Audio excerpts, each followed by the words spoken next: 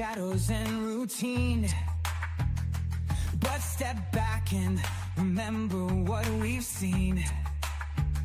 How far we have come and what we've achieved. It's actually really crazy, hard to believe. But there's still a journey ahead, a lot to do. You gotta keep on pace and push through. It gets hard without an end in sight, but we won't win this fight.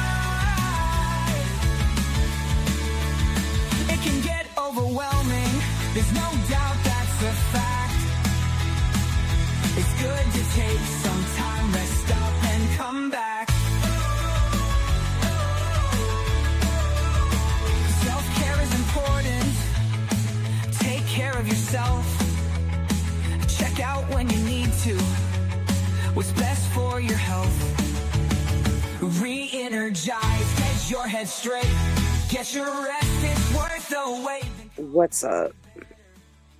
Okay, so I did this earlier and I actually had tons of fun. I was really bored and time moved really fast just doing this earlier. So I'm going to mess around with AI a bit more in the stream, do the commentary, but I'm going to try to do some stuff that is beyond the meetings. You know, still Scientology related, but I have something queued up right now that is a brief summary of OT level 8. Now, I have to put a disclaimer. This is AI. This is the first time I'm hearing it. It has not been vetted or fact checked. Always do your own research. But let's see what the AI has to say about OT8. Hey everyone, welcome to another deep dive with us today. It's great to be here. We're tackling a pretty mysterious topic this time. Scientology's operating Thetan level 8. OT8. OT8, right? It's like the highest level they've got, and it's all super hush-hush. Definitely shrouded in secrecy. Yeah, so much speculation about what it actually involves. People who have left Scientology say it's wild. Wild is an understatement. For sure. So what's the basic idea behind this OT8? What have you found out? Well, the core concept seems to be about this implant. An implant? Like a microchip or something? Not exactly. It's more like something that alters our DNA. Okay, now you've got my attention. So where does this implant come from? Who put it there? This is where it gets really out there, Sub. Yeah.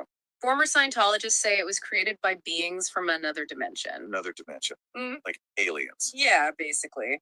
Like interdimensional beings who messed with our DNA way back when. Okay, hold on. This is getting a little too sci-fi for me. I know, right? But that's what the source material says. So what's the purpose of this implant? Why would they do that? Apparently it degrades our bodies and makes us trapped in the physical world. So we're like prisoners in our own bodies because of these aliens. According to these former Scientologists, yeah. It's like our spirits, our thetans are stuck here. Thetans? Yeah. That's the Scientology term for the soul, basically. Okay, so we're trapped here. Yeah. And what does that have to do with OT8? Well, supposedly OT8 helps you confront this implant and its influence. Wow. Through advanced auditing techniques. It helps you uncover these hidden memories and break free. Auditing, like with the E-meter and all that. Exactly, but at an even deeper level. Okay, I'm trying to wrap my head around all this. So we've got these aliens who implanted us to trap us here. And OT8 is the key to breaking free. That's the gist of it, yeah. It's a lot to take in. Definitely.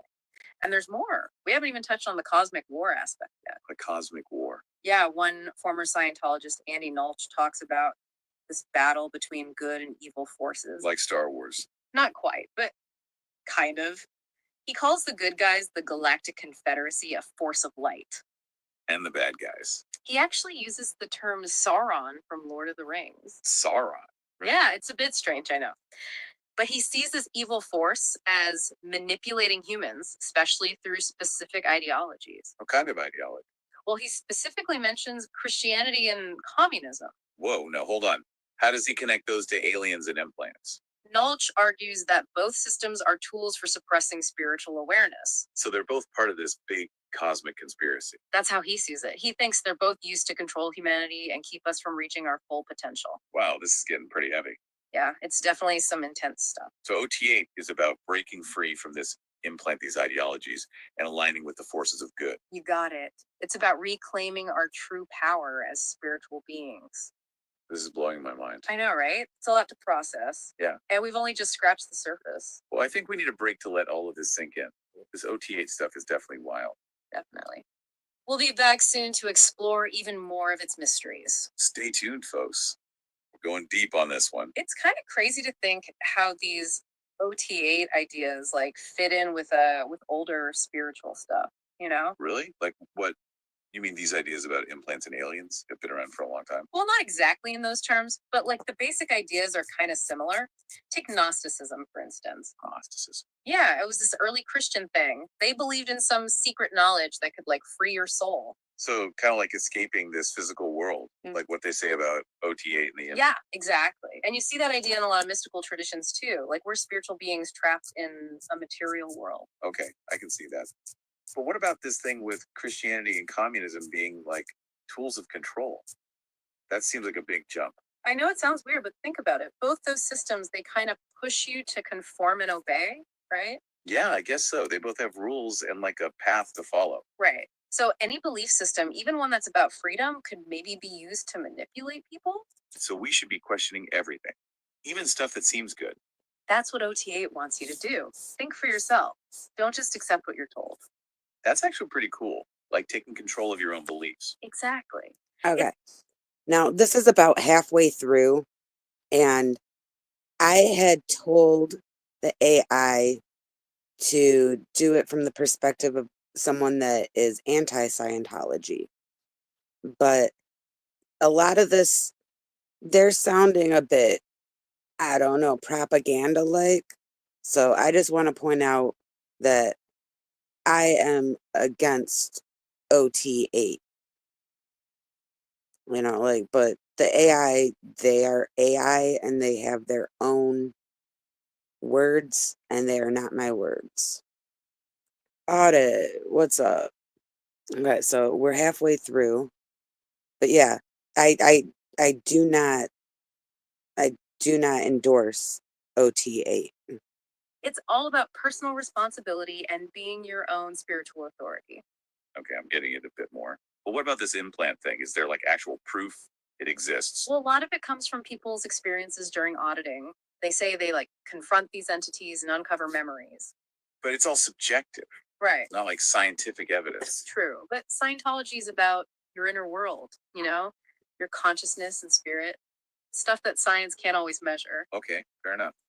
But if these implants are everywhere, how come more people don't know about them? Ah, that's where the whole suppression thing comes in. Suppression, Yeah, Scientology says there are forces out there keeping this knowledge hidden. like a conspiracy, Basically, they say powerful people don't want this information to get out. because they want to keep us under control. That's the idea. They're afraid of what would happen if everyone knew the truth about their spiritual potential. It's starting to sound like a conspiracy theory to me. I know it can be hard to believe, but think about it. Throughout history, people have always tried to control information. That's true. But aliens and implants? It's a lot to swallow. I know, it's a big idea. But that's what's so cool about Scientology. It makes you think outside the box. Okay, I'm trying to keep an open mind, but I still have so many questions.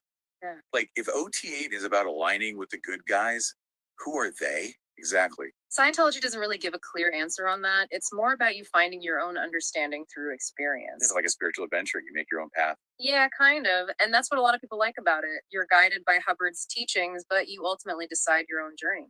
I can see the appeal, I but it can't. also makes me wonder if OT8 is so life changing. Why do so many people leave Scientology after reaching it? That's a good question. There are probably lots of reasons. Some people might be disappointed or find it too hard. Others might have problems with the organization itself. So it's not like a magic solution. No, it's a tough path. It's not for everyone. But for those who are dedicated, OT8 can be really transformative. This is a lot to think about. We've covered implants, interdimensional beings, ideologies, suppression, It's been a wild ride. It's been fascinating, right? And it's natural to feel all sorts of things about it. Curiosity, skepticism, maybe even a little fear. I definitely feel all of those things. That's all part of exploring new ideas. Well, before we go to the last part of our deep dive, I just want to say we're not here to tell you what to believe. Yeah, we're just exploring these concepts and encouraging you to think for yourselves. Exactly. It's about you making your own informed choices about your spiritual path. That's Okay. And my own informed choices are I am anti OT8. Again, this is an AI. These are not my views. I plugged in a whole series from some YouTube videos for the sources of people talking about OT8. And this is what the AI came up with. I'm going to go to a different topic after this. We have a couple more minutes left of this, but I'm really disappointed in this one because it's more of a pro Scientology vibe, in my opinion. So I have to keep stopping it and reminding anyone listening I do not support anything to do with OT8 or Scientology or any of their teachings. the goal. All right, let's take a breath and get ready for the final part of our OT8 journey. We're about to get into some even more interesting and maybe controversial stuff. So we've talked about a lot of weird stuff, already implants these aliens, even Christianity and communism. But there's one more thing about OT8. We need to look at magic and the occult. Yeah, this is where it gets really wild. Some former Scientologists, especially this guy, Andy Nulch, they say you need to understand the occult to really get OT8. They even bring up people like Aleister Crowley. Crowley, Mhm. like super famous occultist. That's getting pretty dark. It's not about like agreeing with Crowley or anything, but it's about the ideas he was into. You know, Crowley was obsessed with power, with like controlling reality. Some ex Scientologists think those negative aliens, those interdimensional beings, they work in a similar way. They manipulate us in subtle ways to control us. So it's like a battle for power, good versus evil trying to control humanity. Exactly. And to win this battle, you need to understand the occult, the hidden forces at work. Even in like pop culture, you see this stuff, like that movie Lucifer Rising. Lucifer Rising. Wasn't that the one with the Led Zeppelin soundtrack? Yeah, and that's part of it too. Led Zeppelin's music, all that mystical imagery and occult stuff. Some people see it as a reflection of this cosmic struggle. Even Jimmy Page being into Crowley, it all ties in. Okay, so these hidden forces, they're like everywhere, influencing our culture, our beliefs, even our music. That's kind of creepy. It can be. But it's also empowering, you know? Once you see these forces, you can see through their tricks and take back your own spiritual power. So what are we supposed to do with all this? This whole OT8 thing, the implants, the aliens, the occult. What's the takeaway? It's about awareness, knowing what's really going on in the universe and making choices. It's realizing there's more to reality than we see and that we can actually control our own destinies. It's a lot to process, that's Yeah. for sure. It's definitely made me question some things. That's what exploration is all about, right? It pushes us to see things in new ways. I think we've given everyone a lot to think about today. This Oh. whole OT8 thing, it's been a wild ride. Totally fascinating, right? Hopefully, it's made you curious to learn more. Knowledge is power, right? The more we know about ourselves and the universe, the better we can handle whatever comes our way. Couldn't have said it better myself. So, to everyone listening out there, keep those minds open, keep asking questions, and keep searching for your own truth. You might just uncover some amazing secrets along the way. Until next time, stay curious and keep diving deep.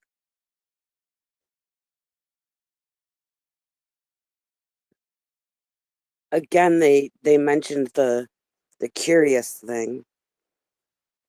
I don't know, that seems to be a running theme with this AI. Okay, so I have a different notebook.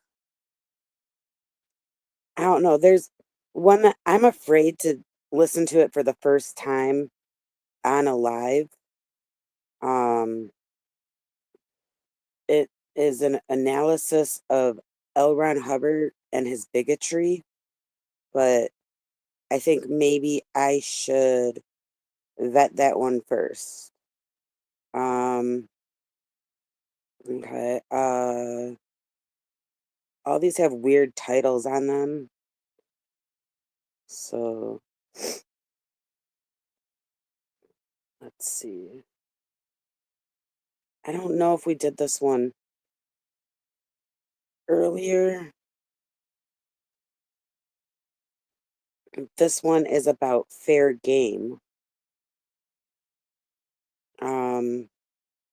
Does anyone in here have any suggestions for what to type in?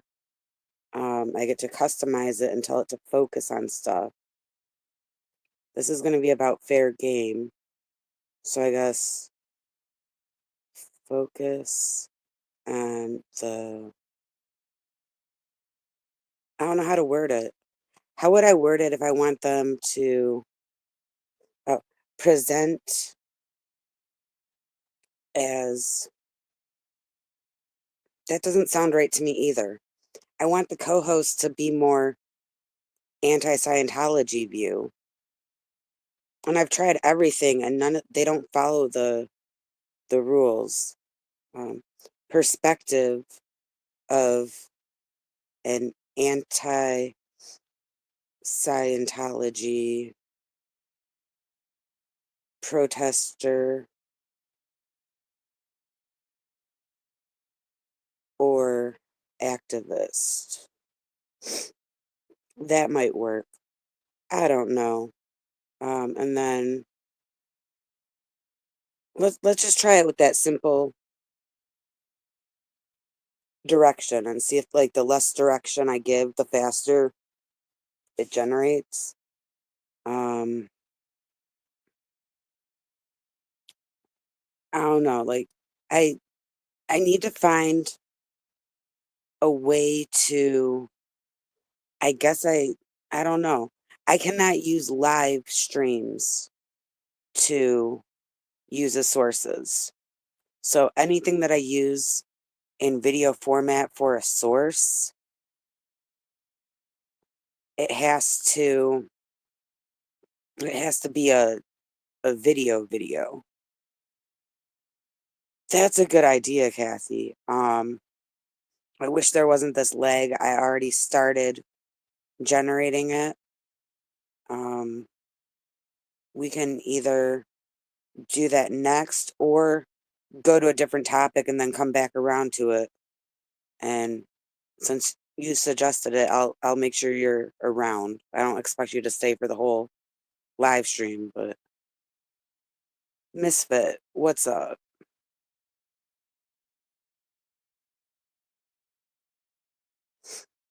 Okay, so it's still generating, but let me look at the chat notes for this.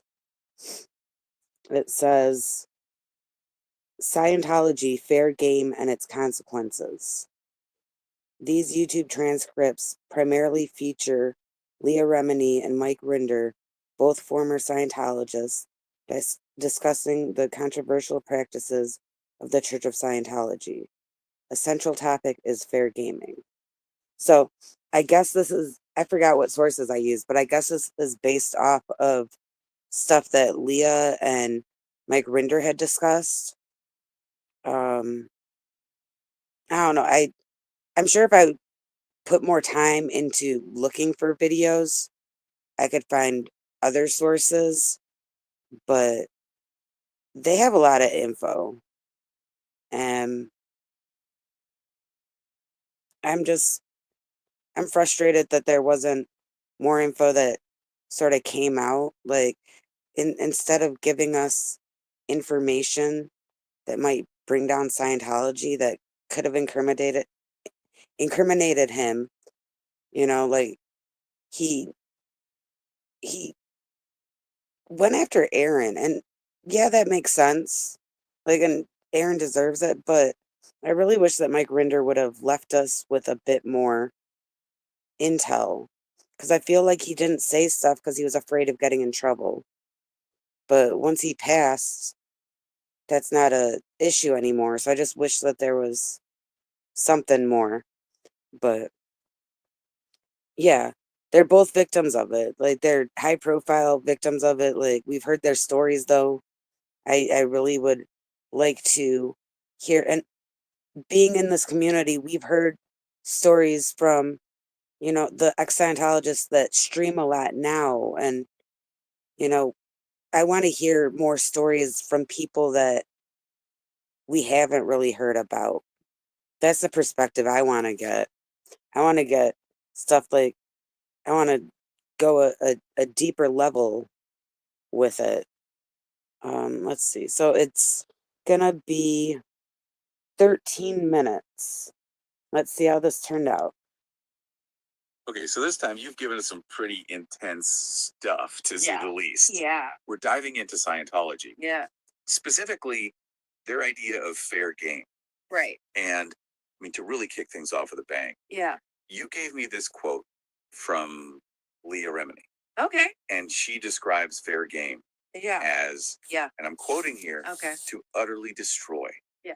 Physically, mentally, everything. Wow. Now that is chilling. Yeah, that's a chilling statement, right? To start with. For sure. And that's what we're going to be looking at today, trying to Yeah. understand Yeah. what that actually means in practice. Right. And, based on the stuff that you've provided for us. Yeah. I've given you some YouTube transcripts Yeah. to look at Leah Remini, with Leah Remini, Mike Render, Mike Rinder. Yep.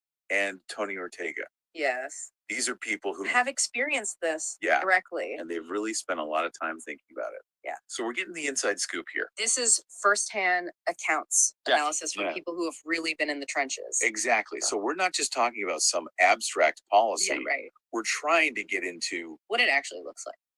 what it feels like Yeah. to be on the receiving end of this. Absolutely. And that's the mission for this deep dive. That's the goal. Really, to grasp what it feels like But to how? be in the crosshairs. When What Scientology Scientology. decides that you're an enemy, Yeah. right? And we're using those experiences Yes. of Leah, Mike, and Tony Exactly. To guide us. to really guide us into this world. Yeah. And so the first question that jumps out at me is Yeah. how do they even do this? How do they even put fair game into action? Yeah, because this is Literally. utterly destroy someone. Yeah. It takes an organization, Right. some kind of structure, So is there like a department? and the sources point us to a specific group. The Office of Special Affairs, OSA. OSA, yes. So this is So this is their intelligence arm, public relations, okay. kind of a mix of both. right. And so they're the ones. We're the ones going after Yeah. people who speak out. Leah Remini says that they basically go after anyone Yeah, who tells the truth about Scientology, that's what she says. which is already a very bold statement. bold accusation. Yeah.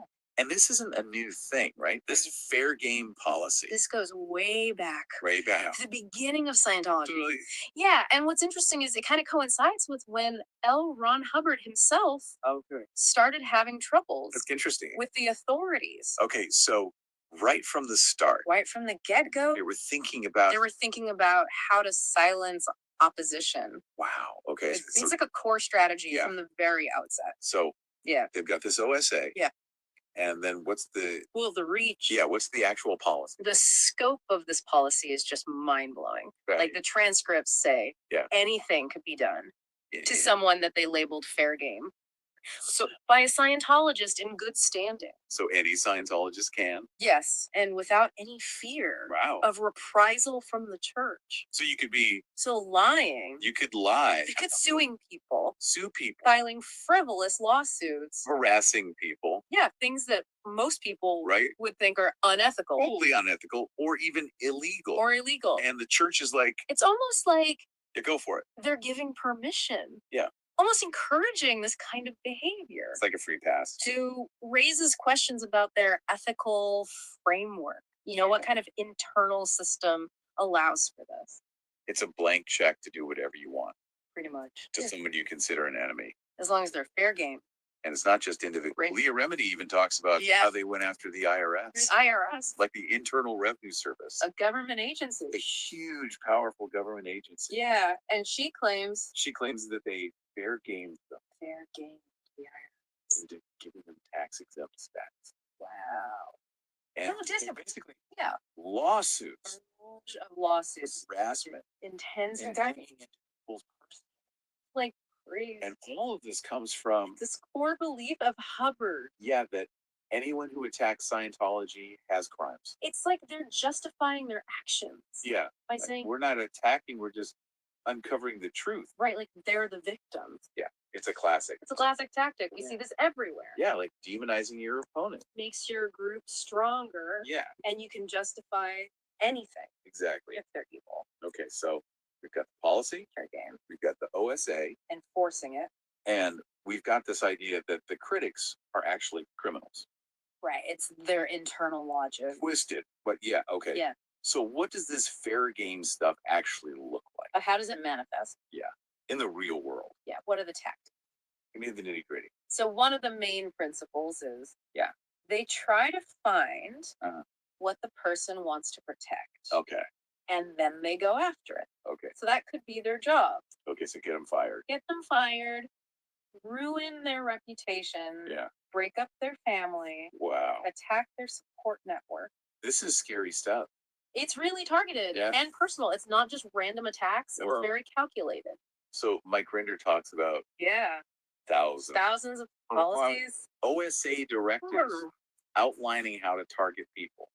So this is like a whole operation. It's a system. Right. It's organized. Wow. Okay. So it's not just like off the cuff harassment. No, This is like they've got it down to a science. they've got playbooks for this stuff. Yeah, pretty much. And you can really see that. In the smear campaigns that Yeah. they run. So Leah Remedy and Mike Rinder both talk about these hate websites filled with just crazy stuff. Wait, I don't know what that was. I just AI is tripping. I don't know if anyone else caught that. But okay, it's at 6:02. So maybe it was, I don't know, somewhere around here. Okay.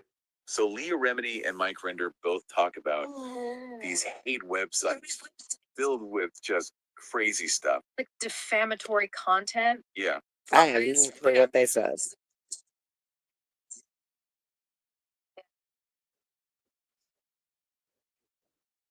Your name is Mud. Exactly. And then there's Tony Ortega. Tony Ortega, He's been investigating Scientology for years. decades. And he's been a target too. Oh yeah, he's been through it He talks about private investigators following him. like constantly. And the money they spend on this stuff is crazy. He says they were spending $10,000 a week $10,000 a week. just to follow David Miscavige's dad. That's insane. Yeah. And then there's this guy, Pat Broker. Okay. They spent $12 million over 24 years surveilling him. They had someone following this guy for 24 years. 24 years. That is commitment It shows you the resources Yeah. they have. and the lengths they'll go to. Absolutely. And then there's this Operation Freakout. Operation Freakout. Yeah. And this one is really disturbing. This is where it gets dark. This is against Paulette Cooper. Oh, my Cooper. Yeah. And they literally tried to frame her. They wanted to make her look crazy. Yeah. So they got her fingerprints Oh, wow. and staged a bomb threat. Serious? Yeah. They wanted to get her institutionalized. So this isn't just harassment. No, this is like trying to destroy her life. ruin her life completely. Yeah. And it wasn't just that. No, They no. were also planting spies in her life. Like infiltrating her circle. And even A Vanity Fair writer a Vanity Fair writer. was a Scientology operative So you could be talking to someone and not even know. and they're reporting back to Scientology. Yeah, it's creepy. That's really unsettling. And then there's the disinformation. Okay. Spreading false narratives. Like what? Like this woman, Barbara Schwartz. Okay. She was spreading all these crazy rumors online Really? to discredit critics. And she was getting information from OSA. Yeah, they were feeding her stuff So it's like a coordinated attack. on multiple fronts. And then they also tried to get this guy, Chuck Batty Chuck Batty, fired from his job. from the Pittsburgh Post-Gazette Right. by manipulating someone in HR. Wow. So They're going after livelihoods. yeah, it's like they're trying to Silence people. silence people Isolate. and just ruin their lives. It's the utter destruction. Yeah, that quote is really starting to make sense now. It's not just words. No, it's like a blueprint for how they operate. And it's hard to imagine what it must be like To be on the receiving end of that. to have that much Yeah. power directed at you. It's just constant. Relentless. Yeah. And then there's this whole other layer. This suppressive person label, The SP. the SP. Right.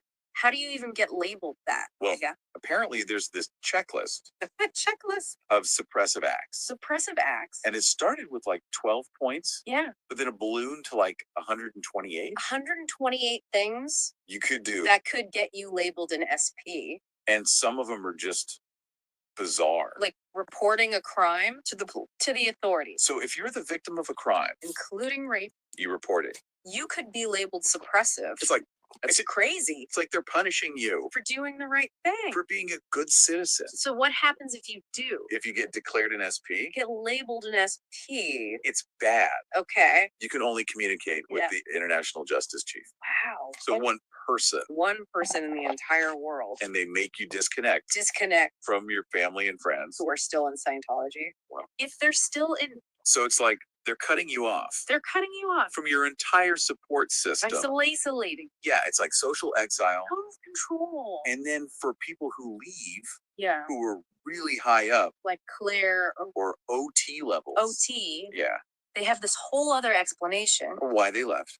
They basically say Yeah. that they were holding back information During their auditing, where they weren't applying Scientology properly. or they were secretly suppressive all along.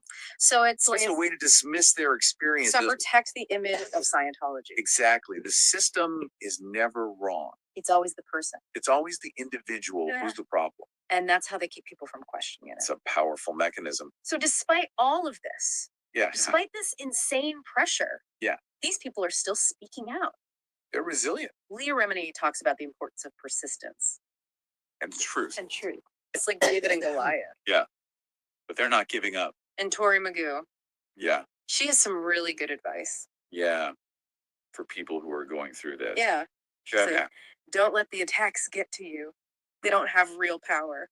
Yeah. Spread love and truth. Yeah. Find joy. Yeah. Make videos Let us to tell your story. connect with other ex-Scientologists. Find strength in community. Yeah, and just keep speaking out. Yeah. Don't be silenced. And she's still going through it. Yeah. She's living proof. That you can survive this. It's really inspiring to see Yeah. that people are finding ways to cope, To connect. to fight back. Yeah. And so now I have to ask, Yeah. has Scientology ever apologized Any of this. for fair game? Yeah. Like, have they ever said, We were wrong. we messed up? We're going to change. Anything like that? It doesn't seem like it. Nothing. No apology. And Tony Ortega says that's because Scientology believes Yeah. that they have the answer to everything. The answer to the existence of mankind. Wow. Okay. So, So if they have the ultimate truth, yeah, then anyone who opposes them is basically evil. is an enemy of humanity. So why would they apologize? Right. They're saving the world in Yeah. their minds. And then there's this whole thing about But non-change. like Hubbard's word is law. He's the source. Yeah. Yeah, like you can't question him. So you can't really change the policies. It's a closed system Yeah. designed to stay the same. So basically, Yeah. what we've learned today About fair game. is that it is a very real And very scary. and very organized And systemically effort true. to destroy. Yeah, to utterly destroy. Anyone who Scientology considers an enemy, It's not just disagreement. no, it's war. It's a campaign Yeah. to silence dissent. And these people, Leah, Mike, Tony, they've been through hell. and they're still fighting. They're incredibly brave. And it makes you wonder Yeah. about the bigger picture.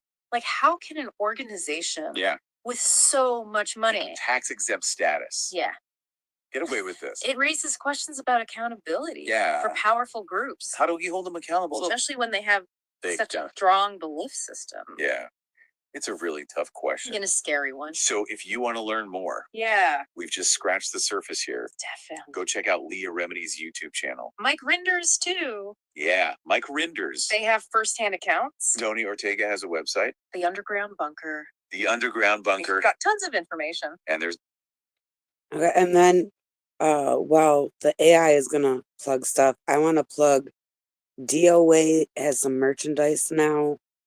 I forget their new name, Cultology Twins. What is their? I just saw it. But yeah, there's new merch out there. Grateful Mess. And that's their at Grateful Mess, Cultology Twins, formally. And there are a few different items. And I don't know how much goes into production of them. I don't know how much goes to helping out DOA with the litigation. But I don't know, like, as soon as I get my taxes, I'm gonna get some of this stuff. The design is pretty awesome. I forget which one of them does the designs, but whoever did it, it's amazing. I don't have a link, but if you go to at Grateful Mess, GratefulMess, their like most recent post has a link to it. And then, of course, I gotta say, if you don't like DOA, okay, whatever, don't watch his stuff. But the charges that he's facing are bigger than him. It's not about him when you look at the whole picture. It's about anyone that tries to speak out. We just heard about fair game, and there's so many people that have been speaking out that have dealt with this fair game. But I would say that DOA has dealt with a lot of fair game, like more than many people I know of. And I don't know, like it's not about personal beefs or disagreements or any of that right now. If you don't like the abuses of Scientology, if that's your motivation for following what's going on, or, activism or protesting that you've done, like, if that's your motivation, then put everything else aside right now. Focus on the bigger picture. But I have another one that I had queued up, I think. Oh no, I probably gotta put another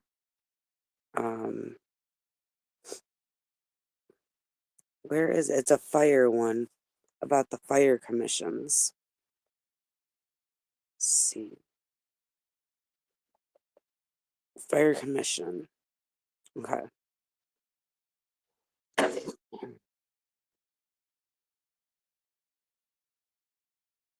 Right, and it's not just the fact that it's trumped up charges. It's trumped up charges that are, in my opinion, highly influenced by Scientology. And even if it was a district attorney that was bringing the charges, or a city attorney, in my mind, Scientology had a lot to do with it, and, they made it happen. So if you are against the abusiveness of Scientology, that's what this case is. But I don't want to keep preaching. I want to get back to my main focus of this stream is to do these AI podcast commentary things. I don't even know what to call them. What's up? Is it Twyla? I don't know. I don't even know how to say the Scientology's name, and I don't know if it's spelled the same. But I think it's Twyla. I don't know. Twyla sounds more like, because Luna, like, so Twilight, so maybe Twyla Luna. But we're waiting for this thing to generate right now for the Fire Commission. And this is going to be an analysis of Audit LA's comments when it's specific for the Fire Commission. Now, this one only has 3 sources, so I don't think it's going to be a long one. I think it's going to be like a 10-minute one. Oh, it's ready. All right, you righteous rebels and freedom fighters, like, get ready to spark up some knowledge, man. Yeah. We're diving deep into the hazy happenings at the Los Angeles Fire Commission meetings. Right. Specifically checking out what Audit LA's been laying down. Oh, We got the transcripts right here from Audit LA's YouTube channel. Dates February 25th, an undated one just called Fire Commission Meeting, and December 3rd. nice. So it's the real deal. Right on. The mission, should you choose to accept it, is to unpack Audit LA's comments about the Church of Scientology at these meetings, see what their gripes are, Mhm. why it should matter to you, especially when you're out there holding the line. Yeah, man, preach. So right off the bat, Maybe. this Audit LA, or whoever's speaking that righteous fire, is constantly bringing up how the Church of Scientology is allegedly blocking legally required fire lanes Oh, really? during their events, like every time. Every time. Yeah, she's on it. That's messed up. According to these transcripts, she's talking about barriers, even straight up cars blocking these lanes on their street that are supposed to be open. Wow. And get this, it ain't no new buzzkill. Apparently, Audit LA say this has been going on for decades, dog. 2 decades. Decades. Damn, that's like since before we were born, man. I know, right? Wow. And it's not just a friendly suggestion to keep the lane clear, right?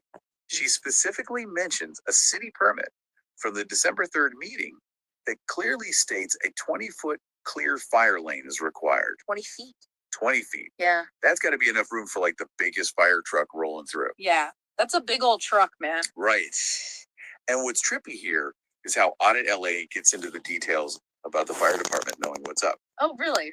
She mentions a battalion chief it's like a serious fire dude, a senior officer for you listening, Okay. acknowledging that the trucks could technically squeeze through, but with a major delay. Could squeeze through. What does that even mean? Right, like a buzzkill delay. Oh, buzzkill delay. And here's where it gets like super important. Okay. Audit LA brings up the golden hour concept from the February 25th meeting. The golden hour. Now, for anyone who's chilling with us who might not know, that's the critical window of time Yeah. after someone gets hurt or something gnarly happens where getting help ASAP is like life or death. Right. A blocked lane throws a serious wrench in that whole cosmic plan.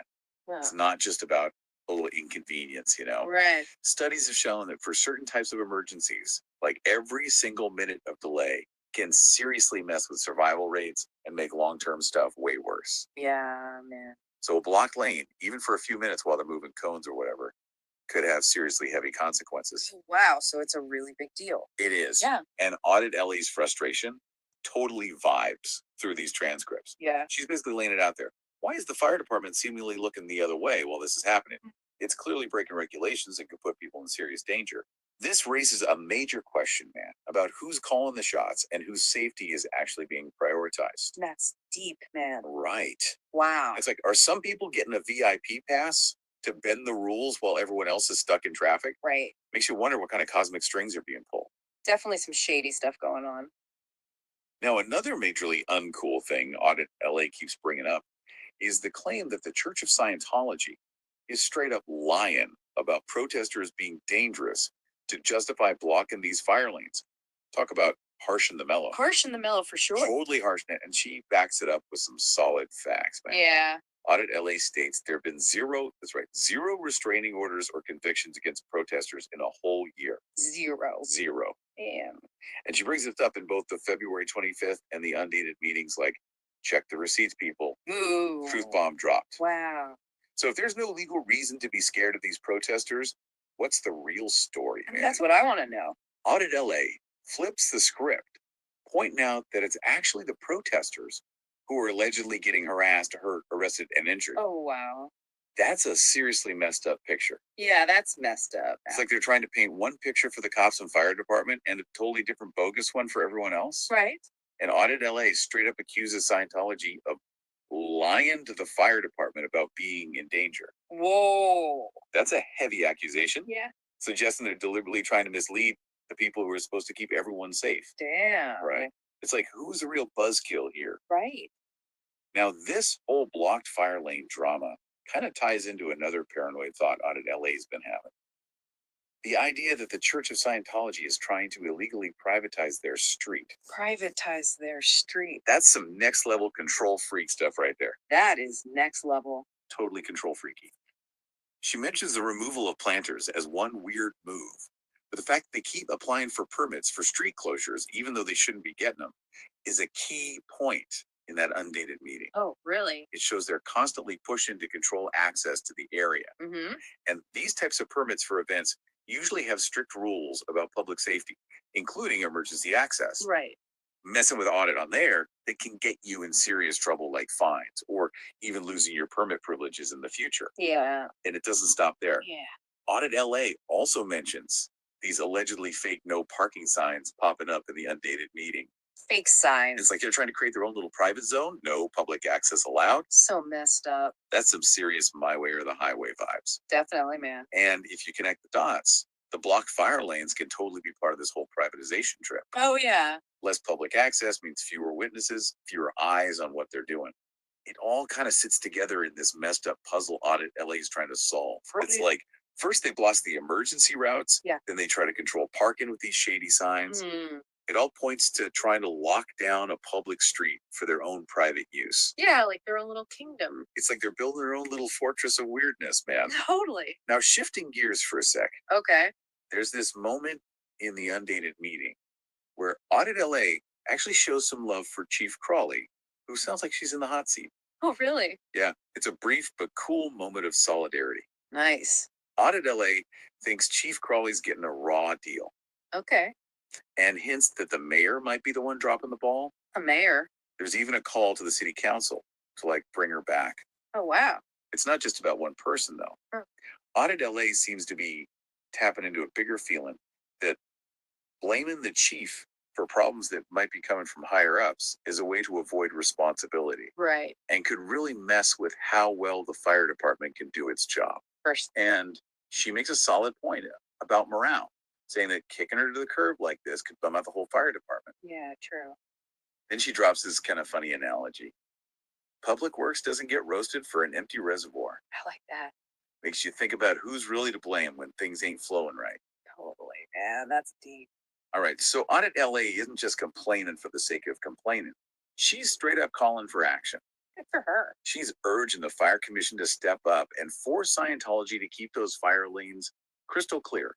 No more shenanigans. Yeah. She's definitely trying to flip the script and expose what she believes are straight up lies being fed to the fire department and the public. Mm-hmm. She wants the truth to come out, man. Yeah, right on. And it ain't just some abstract fight for her.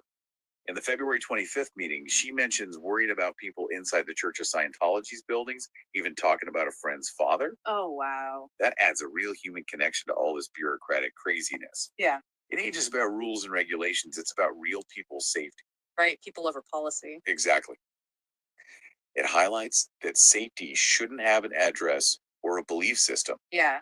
And get this, Audit LA also speaks for people who've allegedly been hurt by Scientology and are too scared to speak up, or who have even died mentioning suicides in that February 25th meeting. Damn. That's some seriously heavy stuff that shows the real weight of the issues she's bringing to light. For sure. Whoa, that's intense, man. Yeah. Then in the undated meeting, she even mentions some judge comparing Scientology to a gang. What? That's a pretty strong statement coming from the legal world, right? It is. It kind of gives you a glimpse into how some folks in the system see them. Yeah. Wow. It offers a wider, even if controversial way of looking at how some parts of the legal system might view the organization. Interesting. Now, here's where things get a little pick.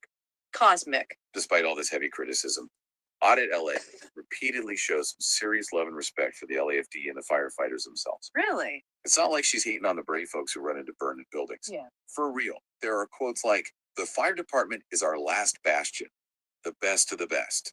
Oh, From the December 3rd meeting. nice. And she even says, "I fangirl over the fire department," in the undated one. That's some genuine appreciation right there. Cool. It's not an attack on the firefighters. It's more like a plea Yeah. for them to see what she sees. I see. Totally. Hey. And she even mentions her own past as a volunteer firefighter in the February 25th and December 3rd meetings. So she's been there, done that, knows the drill. Right. She gets what these heroes do. Mm. This creates a real head trip, man. There's this deep respect, but also this strong feeling that the LAFD is making a huge mistake by seemingly backing up Scientology's actions, as she says in the December 3rd meeting. It's Interesting. like a major disappointment coming from someone who genuinely admires them. Right. It's like your heroes let you down, man. Woof. There's one more piece to this whole puzzle. In the undated meeting, a fire commissioner mentions this disabled woman who's been coming to a bunch of meetings. Sounds like it's Audit LA, even if they don't say her name outright. Okay. Looking for help. Mm-hmm. Yeah, man, that adds a whole other layer of personal struggle and shows how persistent she is. Right. The commissioner acknowledges she keeps showing up, trying to get her concerns heard, and promises they'll look into it. Cool. It really shows the personal impact of all this and how one person can keep pushing to make things right. Yeah. Yeah, that really hits you in the feels, man. Someone with a disability going through all that just to try and get some safety for everyone. Damn. Major props to her for sticking with it. Yeah, absolutely. It highlights how important these public meetings are and how regular people can try to hold powerful groups accountable. Yeah, for sure. So to break it down in chill terms, Hit me. Audit LA has been bringing the cosmic heat to the fire commission, calling out what she sees as some seriously uncool moves by the Church of Scientology, Right. blocking fire lanes and spreading what she says are straight up lies, putting everyone's safety at risk. Yeah. And the mind blower. She's doing it with mad respect for the firefighters themselves, which is kind of trippy, right? Yeah, very interesting. It's a seriously complex situation, man. You got accusations of breaking the law, worries about public safety questions, about who's got the power, and a real appreciation for the first responders stuck in the middle of it all. For sure. Audit LA is shining a light on some dark corners, trying to get some answers and make sure everyone plays by the same rules. Yeah. This whole thing totally vibes with anyone who's ever stood up against some seriously messed up stuff. It's about power, who gets to make the rules and making sure everyone's safe no matter who they are or what they believe. Keep that fire burning, truth seekers. Stay blazed for justice. Righteous. It makes you wonder, though, What's that? how much influence do certain groups really have, and what's it going to take for the good guys to finally say, nah, man, not on our watch? Yeah. Heavy stuff to chew on. Deep thoughts, man. Deep thoughts. Totally heavy. Keep thinking about it, man, and keep fighting the good fight. Peace out. Stay righteous. Later. This AI is just so hilarious sometimes. Like, I don't know. I think I told it something about like speak like a stoner, but they were speaking like some old school stone, like righteous. That's too old for me. But that was really good. I wish I had more videos to add to the sources for that. There's not as many fire commission ones. And then I've been delaying doing the ones for the police commission. I think that I'm gonna do that, but I'm going to maybe, I don't know, just pick certain ones. I don't know yet, but the ones that I have the most footage to use for the sources is the public works. So I don't know. I guess I'm gonna go back to that, or I don't know. I'm trying to see if I have anything queued up already. This says Hubbard, Insanity, Deception, and the Scientology Scam. That would be an interesting one. Okay. Kathy, are you still here? Do you have any like suggestions on this one? I'm gonna ask you now at the beginning so that I don't generate it before you answer.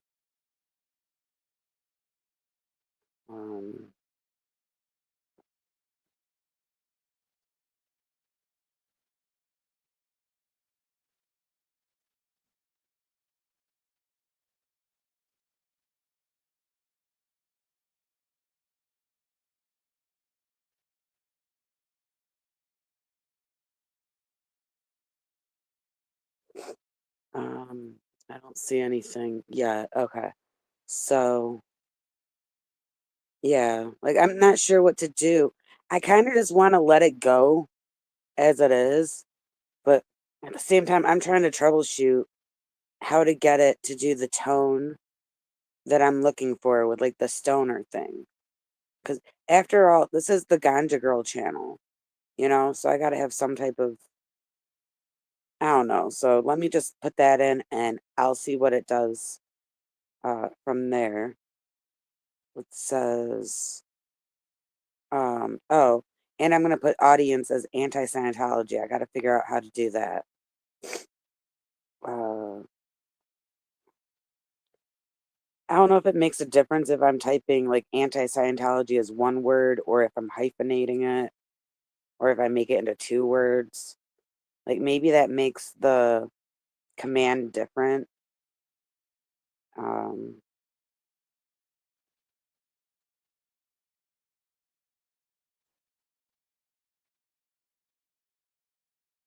don't know. I actually don't know the correct way to write anti-Scientology. There's like 3 options in my head.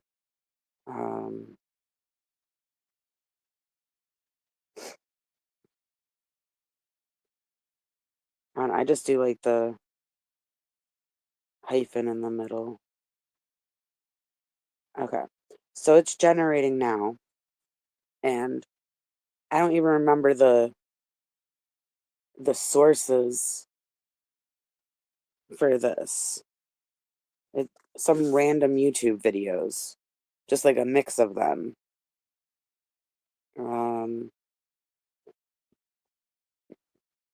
It says it's a compilation of noteworthy, often controversial information regarding Scientology. Topics ranging from Hubbard's personal life and beliefs to the practices and effectiveness of Scientology itself, including the upper-level teachings and concept of clear. And then it also explores the alleged connections between Scientology and government intelligence agencies. Okay. This should be interesting. Still generating, but I don't know. I think this one's going to be really good. I think all of them are good. Some of them are cringy, but I'm learning something from all of them. And there's no way that I could watch all these videos, but if I get a summary from the AI, I don't have to watch all the videos. So it's a very good learning tool to do AI because you can have it read stuff, watch stuff. That reduces the time it takes you to actually, get the information you need. It's going to take out stuff I don't need to know, and it's going to focus on stuff that's important, like the cliff notes. So, I don't know. I think my data is getting throttled on my tablet. So, I don't know. I wish it would generate faster.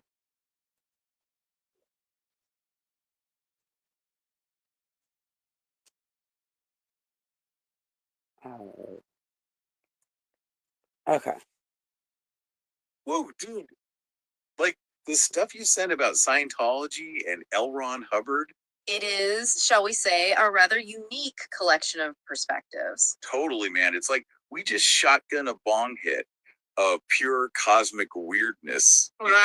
Like we've been combing through these YouTube transcripts from the Indie Scientology podcast. Right. And it's seriously trippy. It does present a rather unconventional view. Understatement of the year, dude. Yeah. It's like, I thought we were going to explore some far out beliefs, but this is next level. The host certainly doesn't shy away from making bold claims. Yeah, he dropped some serious truth bombs, man. Like stuff that makes you question, like, everything. It's a deep dive into what the host believes are hidden truths, often quite critical of the established narrative. So basically, if you thought Scientology was a bit out there before, get ready to have your mind blown. You're in for a ride. Let's just say this deep dive might leave you feeling like you just smoked a cosmic joint laced with conspiracy theories. Shall we unpack some of these revelations then? Let's do it. First up, Hubbard apparently admitted to this whole Church of American Science thing. Yes, the registration of Church of American Science on the same day as Church of Scientology. As a way to, trick Christians into joining. The host interprets this as a deliberate act of deception. Total bait and switch, man. Like, hey, come check out this new hip church. It's just like the one you know, but with aliens. It raises questions about Hubbard's ethics and his willingness to manipulate from the outset. And it gets wilder. The podcast host even compares, old school Christianity to Scientology. He sees Christianity as a more static system. Right. While Scientology is like this ever-evolving, dynamic Right? thing. Even if that evolution involves some, let's say, creative reinterpretations of the truth, It's like, yeah, we might bend the rules a bit, but it's all for your spiritual growth, man. a rather flexible approach to religious doctrine. And the host doesn't stop there. He's convinced Hubbard was just generally shifty. Not always upfront with his followers. Yeah, like hiding things, twisting the narrative.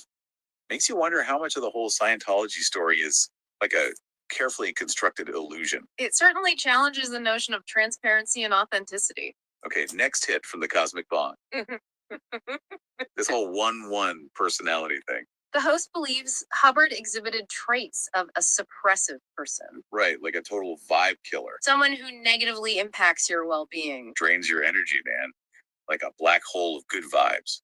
The host describes this as feeling like your universe is being affected, And he gives examples, like Hubbard bad-mouthing someone and then being all buddy-buddy to their face. a classic two-faced move, The host even suggests that Hubbard created this enlightened leader persona. and that the real Hubbard might have been much less appealing. Way less chill, yeah. The host even says that being around Hubbard stuff gave him this, like, oppressive feeling. It highlights the potential for a disconnect between a leader's public image and their true nature. All right, buckle up, because this next part is seriously mind-bending. The podcast claims Hubbard was impotent, Possibly due to drug use, like steroids and other stuff back in the 50s. despite Scientology's stance against drug use. It's like, do as I say, not as I do.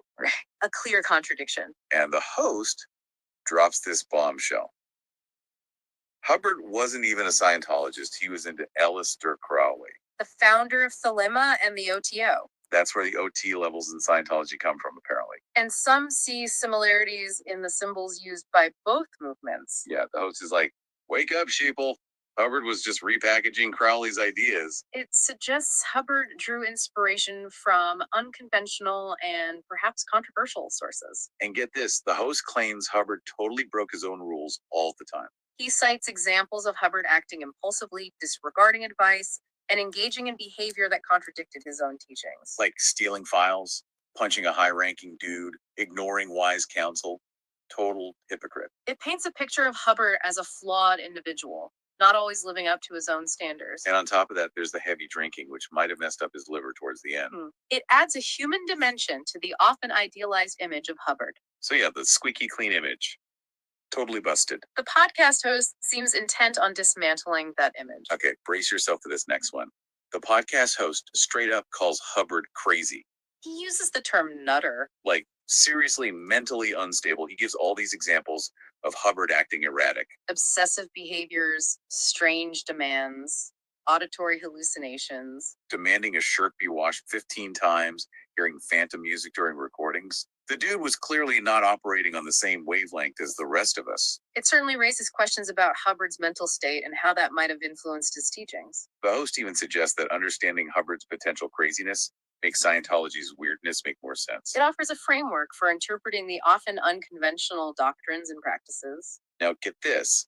The podcast host claims even everyday stuff like the smell of pool cleaner or strong coffee, Can trigger negative reactions in people. like make them feel sick or emotionally messed up. This aligns with the Scientology concept of potential trouble sources, or PTS. Where people are negatively affected by certain individuals or environments. It suggests a heightened sensitivity to external stimuli. And here's a major downer, man. According to the host, clearing the planet is basically impossible. Due to what he calls Hubbard's racial tech, He claims Hubbard said that Scientology doesn't work on black people specifically Aboriginal Australians and Africans. and that they don't even register on the e-meter. Like, what the actual? This is a deeply troubling claim, if true, and directly contradicts the universalist claims of Scientology. Yeah, it throws a wrench in the whole "we're going to save everyone" mission. It suggests a disturbing racial bias at the heart of the movement. Okay, get ready for another hit of weirdness. Hubbard was supposedly pals with some seriously shady characters. Aleister Crowley, for one.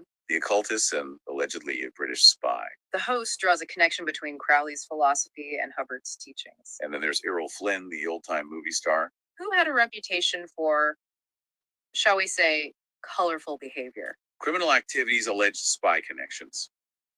The host suggests Hubbard's choice of friends says a lot about him.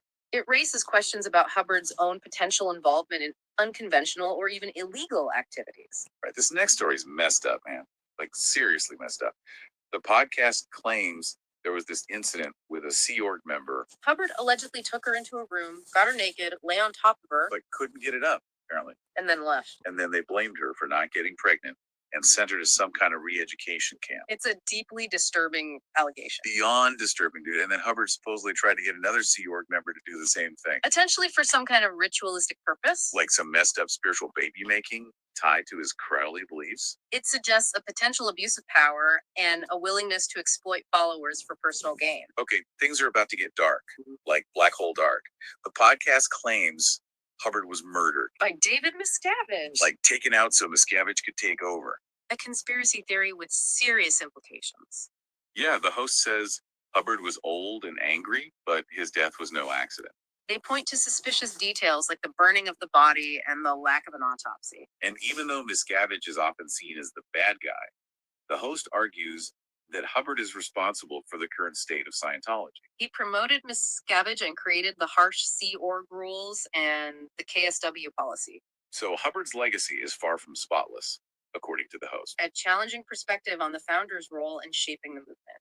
This whole people of the light and people of the dark thing is also super trippy. The host claims Hubbard used the E-meter to categorize staff. And that he actually favored the dark ones because he thought they were stronger. It ties into the host's claims about Hubbard's alleged anti-Christian beliefs and his interest in Crowley's darker philosophies. And then there's the flip-flopping. Hubbard criticizes the whole light versus dark duality in one context, And then embraces it in the OT level. with the Galactic Federation of Light battling the bad guys. It suggests inconsistency in his beliefs. The host even calls Hubbard an idiot for constantly changing his mind. A rather blunt assessment of Hubbard's intellectual coherence. Here's some inside info, man. Hubbard supposedly admitted that people leave Scientology because they're unhappy, Not because of overts or harmful acts, as the official doctrine claims, but the church uses the overt thing to control people, to keep them from leaving. a potentially manipulative tactic. And the host is skeptical about the whole engram and exteriorization thing, He claims some people can't run engrams. and that even Hubbard's wife couldn't go exterior. It challenges the effectiveness of these core practices. The host even suggests that a lot of the supposed wins in Scientology are just the placebo effect. Like people convincing themselves they've achieved something when they haven't. And even David Mayo, Hubbard's right-hand man, eventually rejected the whole tech. A significant loss of faith from a high-ranking insider. Okay, get ready for another mind-blowing claim. The podcast host says the upper OT levels might be harmful. Like lowering IQ, causing mental instability, maybe even cancer. And he points out that Hubbard's own mental state seemed to decline as he developed these levels. It raises concerns about the potential negative effects of these advanced practices. But here's a twist, man. The host actually thinks the lower levels of Scientology are the most effective. The basic stuff, the foundational He's principles. like, the real value is in the beginner's course. The rest is just cosmic fluff. It suggests a potential disconnect between the initial promises of Scientology and the ultimate goals of the bridge to total freedom. And let's be real. The host straight up says the tech doesn't always work. Despite Hubbard's claims of infallibility, But when it fails, it's always your fault, never the tech's. a classic blame the victim tactic. The host even throws out this theory that Hubbard himself might have sabotaged the Mission Network. Consolidates power. Like he had a history of turning on his own organization when things weren't going his way. It suggests a pattern of controlling behavior. And talk about ego, man. Hubbard allegedly cried because an audience didn't applaud him enough. A sign of a fragile ego, perhaps. Yeah, not exactly the image of a spiritually enlightened being. It humanizes Hubbard in a rather unflattering way. Sounds like in his later years, Hubbard was pretty much done with Scientology. He was drinking heavily, more interested in fiction writing and music. He even supposedly admitted that his tech didn't work, A disillusioned and perhaps regretful figure. and his treatment of his kids was messed up, man. His son even committed suicide. It adds a tragic dimension to the personal life of the founder. And the host even suggests that Hubbard's own anger issues might have influenced the harsh practices of the Sea Org. A connection between the founder's personality and the organizational culture. And the conspiracy theories don't stop there.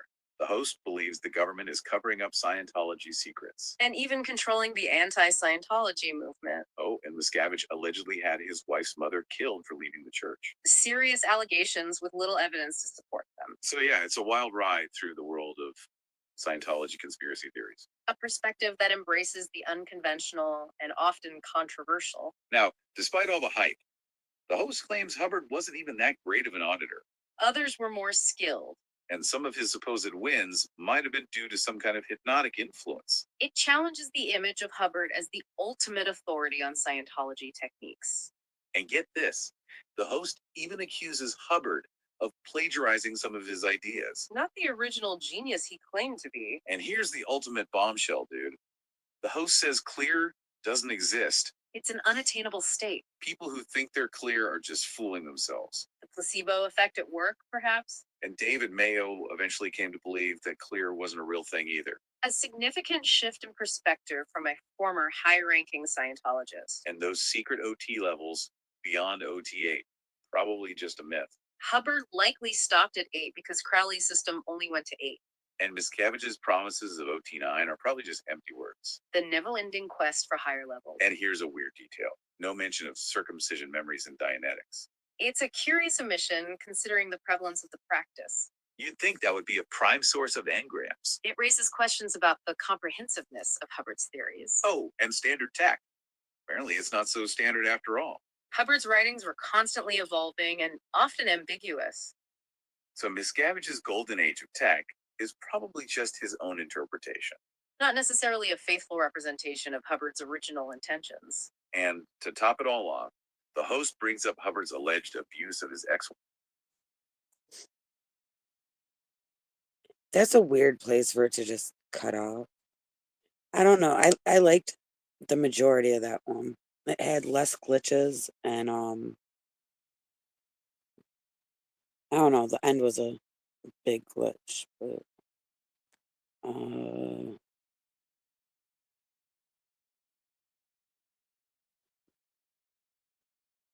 I have City Council Fire Chief hearing. Okay. This one, I'm gonna just totally let it do its own thing.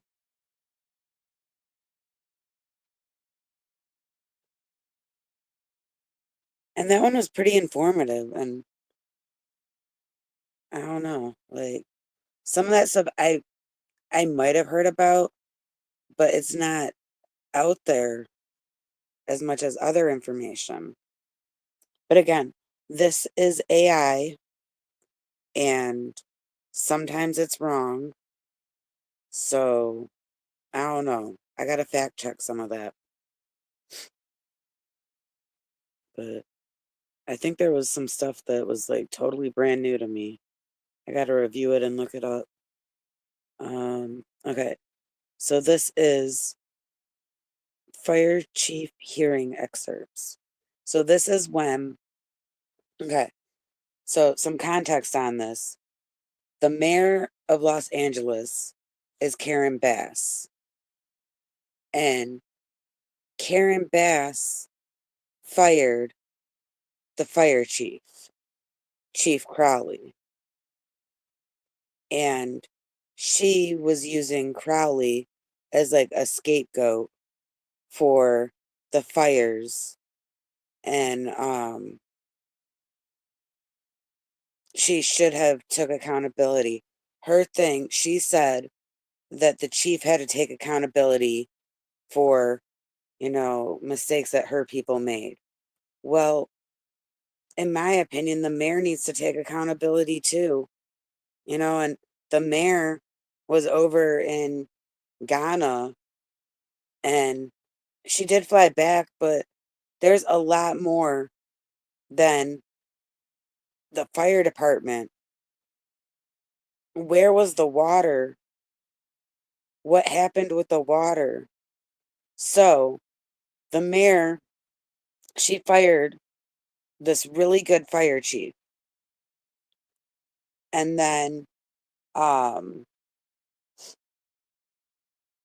they had I forget how many districts there are, so how many council members there are, but they had a vote I think there's 15, and they had an opportunity to keep the chief around, at least, do an investigation first and see what was going on. And only 2 people on the city council were in favor of it. Monica Rodriguez, who, if you see her, if you watch, she's the one with like the gray hair and the glasses. And usually she says stuff that I really ain't feeling. Like, she's never been my favorite one. I've disagreed with a lot of things I've heard from her. But I was agreeing, she was standing up for Chief Crowley. And then you had Tracy Parks, who I really don't know much about Tracy Parks. I just know that I never was like a supporter of Tracy Parks. Like, to me, there's nothing super negative that I was aware of about Tracy Parks, but she's still, again, she wasn't one of the council members that I agreed with a lot. And then, they went to vote, and those were the only 2. So it did not happen. So the chief remains fired. Now, this was a while ago. So I don't know what's happened in the days since. There might be an update. I haven't really been following that. But yeah, it was a big deal. And this is based off of just one source. So this is Audit LA's video, City Council Fire Chief Hearing. And this is what AI has to say about it. Okay, so get ready for this. Our deep dive today takes us to like LA politics, Oh, wow. but we're looking at it through a very unusual lens. Okay. YouTube comments Interesting. from a city council meeting. Wow. So we're going to be looking at kind of a raw and unfiltered source to see how Scientology plays into local politics. I'm excited. Yeah, me too. So, what kind of stuff are people saying in these comments when they think no one's really listening? Well, one of the things that really jumped out was this one speaker who went right for it and called out a member of a business improvement district Hmm. bid for being a Scientologist. Okay. But it's not just that they're calling them out for being a Scientologist. Right. They're tying that to the church's alleged violations of the ADA, Ah. which is the Americans with Disabilities Act. Right. So, for those who maybe aren't familiar with the ADA, Right. it basically guarantees that people with disabilities have equal access to public spaces and services. Right. So, the speaker is saying, hey, the city shouldn't be doing business with someone who's part of an organization that's accused of like violating these rights. Exactly. Okay. I get it. Yeah. And this speaker, they didn't just complain about it, they actually helped fund a report Oh, wow. detailing these alleged violations. Oh, interesting. It's called the CASP report. And this CASP report is mentioned by several speakers, Hmm. almost like a rallying cry. So it seems like this CASP report is like a symbol of their frustration, Totally. like with the city's inaction. They're Yeah. saying like we had to do this ourselves, Right. Because you wouldn't. Exactly. Wow, that's pretty powerful. Yeah. And it doesn't stop there. Okay. Another speaker claims that the current mayor's alleged connection to Scientology Hmm. cost her support in the last election. Interesting. They even imply that her opponent used it against her. Wow. So it Yeah. sounds like they're saying that being connected to Scientology can be like a political liability in LA. Yeah. Especially in a city that's so image conscious. Like it makes you wonder if Scientology is this like silent factor in how people vote. Totally. It's like they're saying Scientology is like this hidden force that's influencing decisions that affect the whole city. Yeah. And they're not just talking about like elections.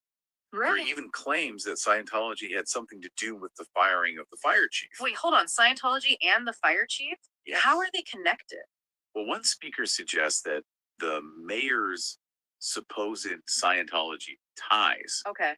influenced this decision. Mm-hmm. And they're basically saying that it's all part of this pattern of putting Scientology's interests ahead of the city's well-being. So they're not just talking about ADA violations now. They're Yeah. suggesting that there's this deeper, like more systemic problem. Exactly. Wow, that's a pretty big accusation. Yeah, and what's really fascinating is how these speakers are weaving in like personal stories and jokes Yeah. into their argument. Yeah. They're clearly really passionate about this, but they're also trying to be engaging and make people laugh while they're thinking about this stuff. So they're not just like ranting and raving. No, They're actually trying to connect with their audience Right. through humor. Exactly. I like that. Me too.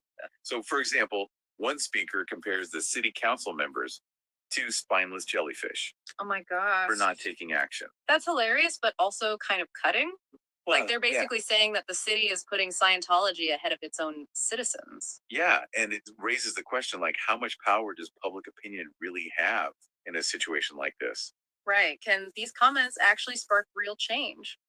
That's what we're here to explore. I'm ready. Step deeper into these comments and see what else we can uncover about Scientology and LA politics. Let's do it. So it's like they're using Scientology as a lens to understand all these other issues that they're upset about. Yeah, that's a really good point. Like that connection they make between the ADA violations and the firing of the fire chief. Right. It suggests they think there's a pattern of the city putting Scientology first Mhm. before its own people. Yeah, like they think the mayor's putting her supposed Scientology connections above the city's well-being. Right. And it's not just like a one off comment. No, It keeps coming up. right, Several speakers mention the mayor's ties to Scientology. right. And some even say that exposing those connections could be really damaging to her politically. Yeah. It makes you think about like the unspoken rules of LA politics Right. and how important public image is to staying in power. It's like they're trying to use these accusations to turn public opinion against her. Uh-huh.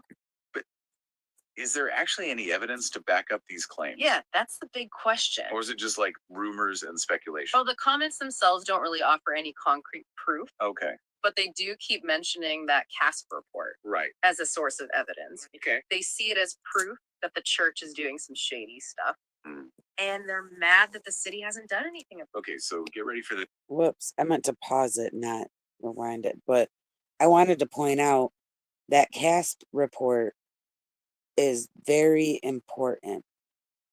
That's that 71-page report that Audit LA got.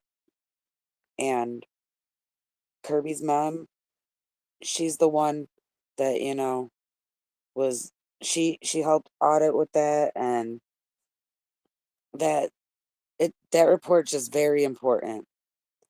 We went over it in the last stream a little bit with the AI commentary. It's where they talked about the food truck and, of course, the planters and the rose bushes.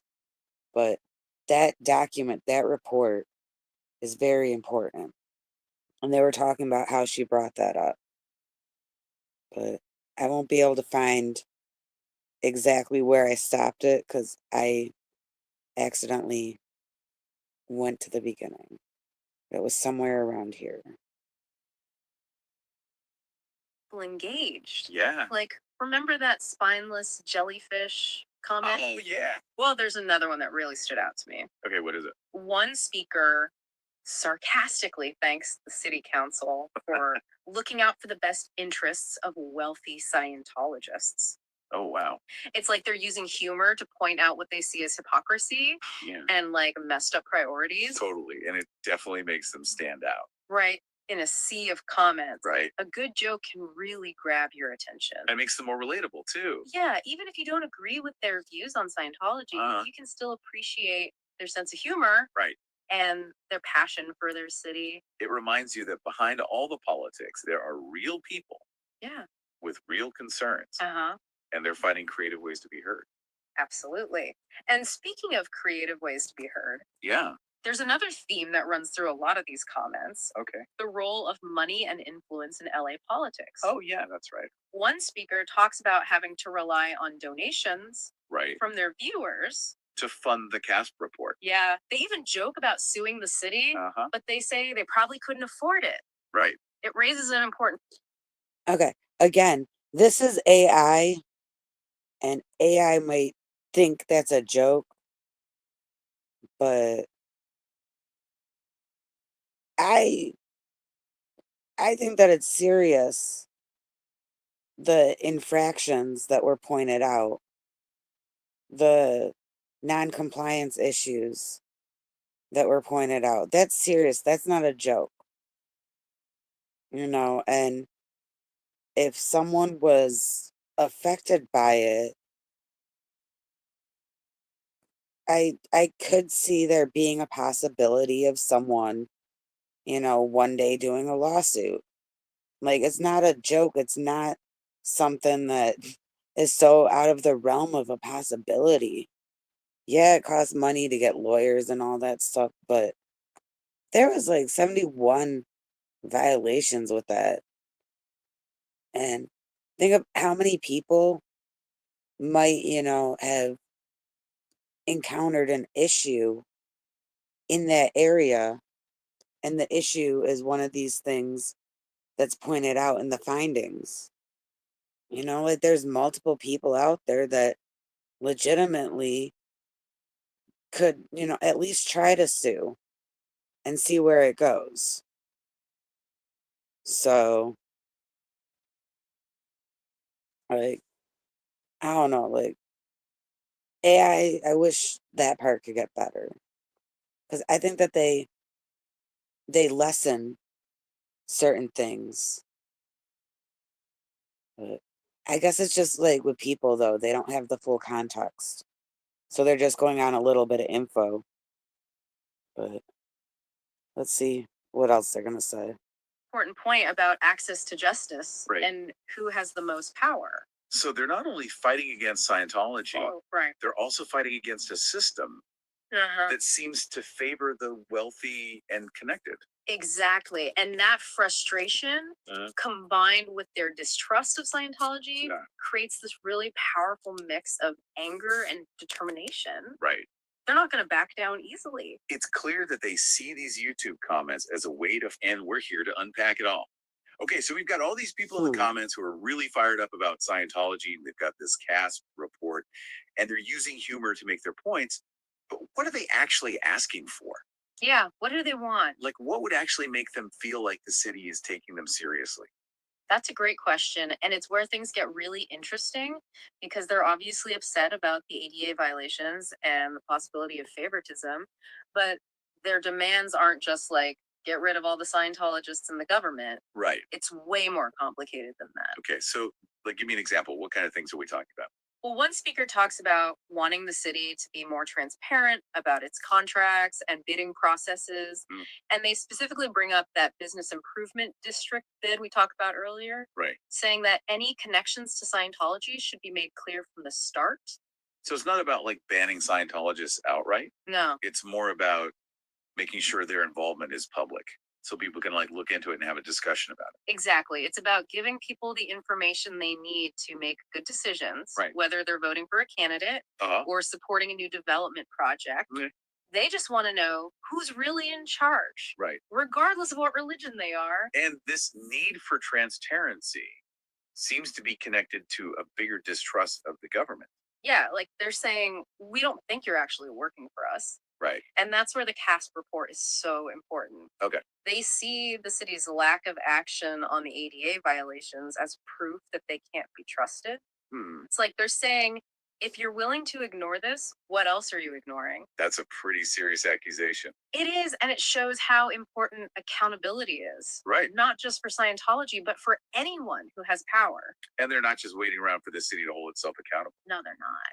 Like, remember that speaker who talked about using donations from viewers to fund the CASP report? That shows they're willing to take action themselves. Absolutely. They're not waiting for permission Right. or relying on the usual ways of doing things. They're using whatever tools they have, Right. including the internet, to Exactly. try and make a difference. It's a really interesting example of citizens leading the way. It is. And they're smart about it too.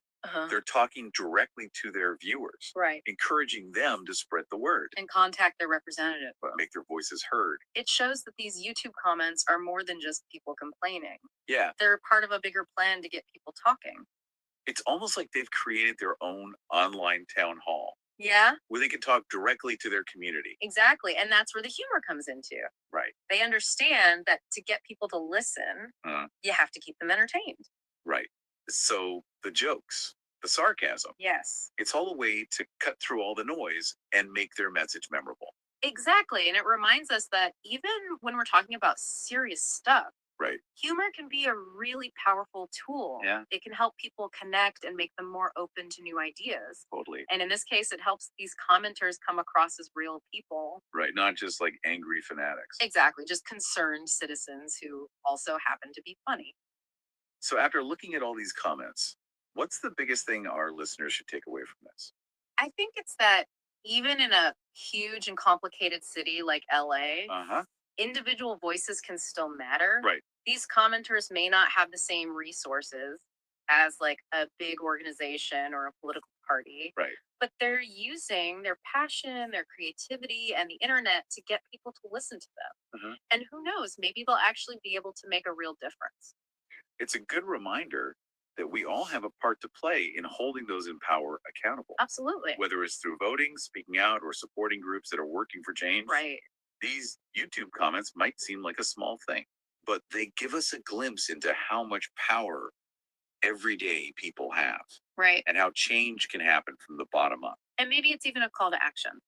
Okay. If these commenters can make their voices heard on a YouTube comment section, Uh-huh. what can you do to make a difference in your community? That's a great question for everyone to think about. It is, don't underestimate the power of your voice, your vote, and your willingness to get involved in the things you care about. Okay, so I'm looking at the written part of that breakdown, and it talks a lot about Chief Crowley. But this one, it really just focused on the comments. So I don't know what happened with that. But that one was still interesting too. There's a lot of good in there.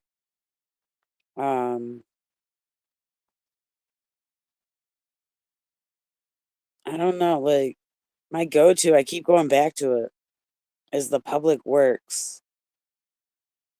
That one, there's more sources. Okay, I want to see if I can do something like, I'm going to tell it, make it into a trivia game show or something between the co-hosts and see what they say.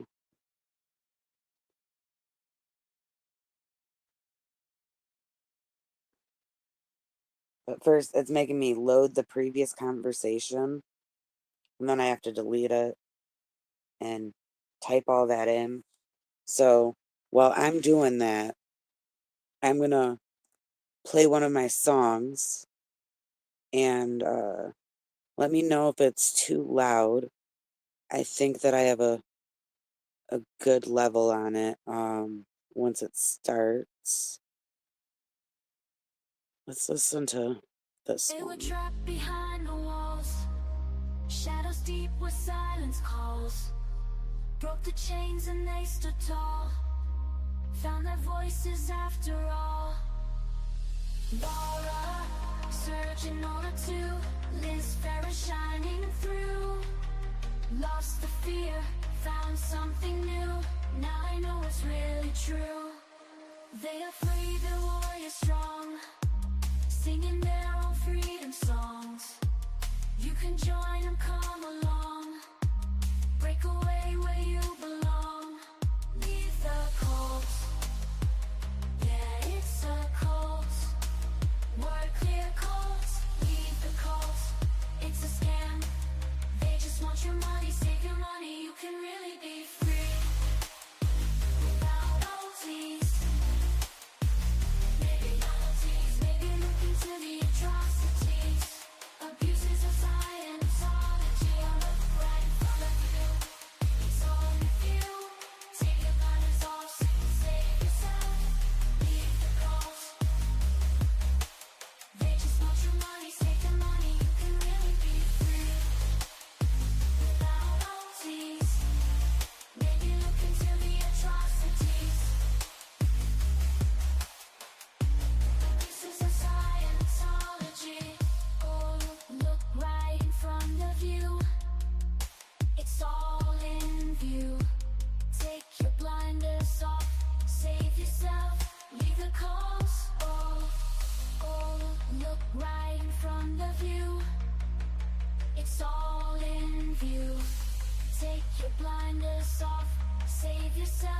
Leave the calls, oh no. They were trapped behind the walls.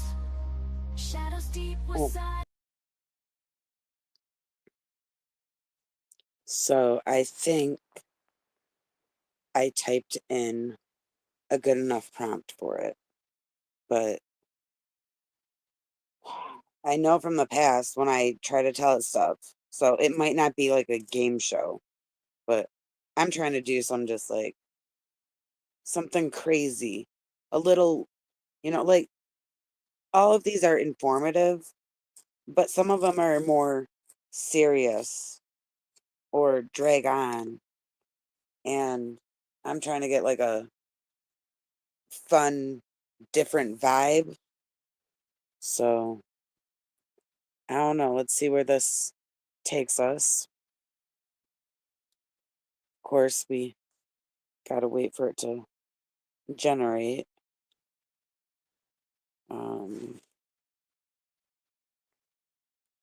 Where's my little? Here it is. Subscribe to Ganja Girl. She'll like totally illuminate your mind. Subscribe to Ganja Girl. She'll like totally. Okay. Generated. Welcome back, learner, to the deep dive. But today's going to be a little different. Different indeed. Rather than our usual deep dive, we're going to be tackling public comments from Public Works Commission meetings. Yeah. And we're going to see what we can find out together about what's going on in these meetings, what people are talking about. We'll be focusing on a few key voices: Audit LA Gigi, who also goes by Ganja Amy Mona. And then we have Mirjam, who's also known as Miriam and sometimes even Muriel. Yeah. We have some I'm just gonna guess from the get-go that they think Audit, me, and who is after me? Amy. I'm thinking that they think that there's 2 people or 3 people, but that 2 of them are like 50 different people. So this should be interesting. This should be fun. interesting characters who show up at these meetings and who definitely have some opinions to share. Indeed. So what do you say we dive in? Let's dive in. Okay, so one thing that stood out to me was all the talk about planters, specifically around the Church of Scientology audit. LA has been mentioning these for weeks now, and they say there are a whopping 251 of them. 251 non-ADA compliant planters. Yeah, that's a lot of planters, and they are saying there's no 20-foot emergency lane on L. Ron Hubbard Way because of them, and they're blocking wheelchair access on Fountain Avenue. It's interesting because Mona also brought up these concerns about ADA compliance. Really? Yeah, she said she can't even get loaded or unloaded from transit because of all these planters in the way. Wow. She's also saying that the permits for these planters aren't even available on the BioSS portal, which, is the city's online system for permits. Yeah, I do. So it's like, where did these planters even come from? Yeah, that's what I want to know. And Gigi, aka Ganja, also wants to know. Oh, yes, Okay. Gigi. Gigi has been calling for these planters to be removed for months now. It seems like a pretty clear-cut issue. Right. They are not ADA compliant, and the city apparently already ordered them to be moved, but there they set 250. One of them just taking up space. And Mirjam, under the Audit LA banner, has also been talking about these planters for a while now. What are they saying? Well, they're saying that it's part of a larger problem with the city seemingly giving the Church of Scientology special treatment. Letting them operate outside of the normal regulation. Like what? Like denying people public access to certain areas, claiming people are on some sort of list that prevents them from entering. Wow, that's a whole other level of strange. Yeah, it is. And even Amy chimed in about these planters, saying that someone almost fell into one of them. Oh, no. Yeah, and she suggests just getting a dump truck and a forklift and getting rid of them. Well, that sounds efficient. Right. So, learner, the big question here is, why are these planters still there? They're clearly causing problems for people, and multiple people have voiced concerns about them. Yeah, it's a real head scratcher. Definitely. Okay, so moving on from those mysterious planters, another hot topic in these meetings is permits. Permits? Oh, yes. Always a source of contention. Audit LA seems pretty frustrated because they haven't been getting responses to their CPR requests. CPR. Yeah, I'm assuming that means California Public Records Act requests, Okay. which basically allow anyone to request access to government documents. Transparency. Right, and the requests they're making are about potential street vacations on L. Ron Hubbard Way. Interesting. So they want to know more about the process of closing off streets in that area. Exactly. And they also have some concerns about the transparency of special event permits, particularly the ones issued to the Church of Scientology. Makes sense given everything else we've heard so far. Yeah, they think the public should have full access to the details of these permits so they can understand the rules and regulations and make sure everything's above board. A valid point. Gigi is also on the permit train. They've pointed out that there's no information available on the BOSS portal about events happening on L. Ron Hubbard Way. Which again raises the question of transparency. How can the public follow the rules if they don't know what they are? Exactly. And Amy's original comment, the one about the planters, actually also mentioned the permits on Elron Ways. So it seems like this is a widespread concern. Yeah, and Mona specifically pointed out that even after bringing this up in multiple meetings, the permits for events on L. Ron Hubbard Way and Fountain Avenue are still not available online. So this isn't just a one-time oversight. It seems like there's a systemic problem with accessing this information. A systemic lack of transparency. Right. And that raises a really important question for our listeners. Lerner, how can you, as an engaged citizen, ensure that you have access to the information you need to hold your local government accountable? Yeah, that's something to think about. Yeah, sure. Okay, so we've talked about planters and permits, but our intrepid commentators have some even broader concerns to share. Oh, this should be good. Audit LA is worried about the city potentially getting sued because of all the issues with L. Ron Hubbard Way, like the street closures and the ADA violations. Oh, sounds like they see some legal trouble brewing. Yeah, and they also mentioned something really interesting about the city seemingly directing organizations to the Church of Scientology to get cheaper permits. That raises some eyebrows for sure. What's going on there? That's the $1 million question, isn't it? Yeah. And Gigi is also still fired up about those planters. I can imagine. They're frustrated that nothing seems to be happening and they feel like they're not being heard. It's understandable to feel that way when you see a problem and you keep bringing it up, but nothing changes. Right. And Gigi even believes that the Church of Scientology is somehow influencing things behind the scenes, preventing those planters from being removed. Interesting theory. Definitely. And Amy has also expanded their concerns beyond the planters. They're now calling for community impact statements to be required for all city projects. Which makes sense. Yeah. If something's going to impact the community should have a say. Absolutely. And Amy has also questioned the influence of the Church of Scientology on city decisions. So we're seeing a pattern here. Yes, a pattern of concern about the church's involvement in city affairs. And Mona has added another layer to this whole planter saga. Oh, really? Yeah, she sees those planters as a symbol. They represent something bigger than just ADA compliance. What do they represent? Well, she believes they are hindering people's First Amendment rights, specifically the right to protest against the Church of Scientology. Ah, I see. And she also believes that the church is involved in activities that she considers to be child abuse, according to state code. So it's a very charged issue for her. It sounds like it. And Mirjam, chiming in again as part of Audit LA, has also expressed concerns about possible collusion. Audit LA is not a group. Audit LA is an individual. I wish that AI would understand that. But anyways, and they keep saying Mirjam. That I'm going to just leave that up there. I'm going to rewind it too. If it lets me rewind it. It's like stuck. Okay, right there. State code. So it's a very charged issue for her. It sounds like it. And Mirjam, chiming in again as part of Audit LA, has also expressed concerns about possible collusion between the city and the Church of Scientology. So this distrust runs deep. It does. And Mirjam is basically saying that the public works commissioners need to step up and be more proactive about addressing all of these issues that people are bringing to their attention. It sounds like they want the commissioners to be more accountable to the community. Exactly. Wow, so we've covered a lot of ground today, from those planters to permits to broader concerns about transparency and influence.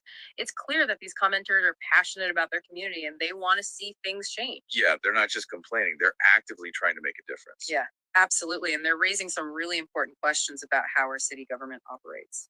So what do you think, Lerner? What are your takeaways from all of this? Have you noticed any patterns or common themes? Yeah, it's been fascinating to see how these different voices have come together to highlight some pretty serious concerns, and it really makes you wonder about the bigger picture here. It does. And I think it's a good reminder that local government decisions can have a real impact on people's lives. Okay. So I think I need to put more sources because it just everything sounds recycled with the public works, no matter how I put that through AI. What I do want to do now to keep the focus on the meetings, let's go to Audit LA's YouTube. Okay. And let's go to, there was one where it was like the best meeting.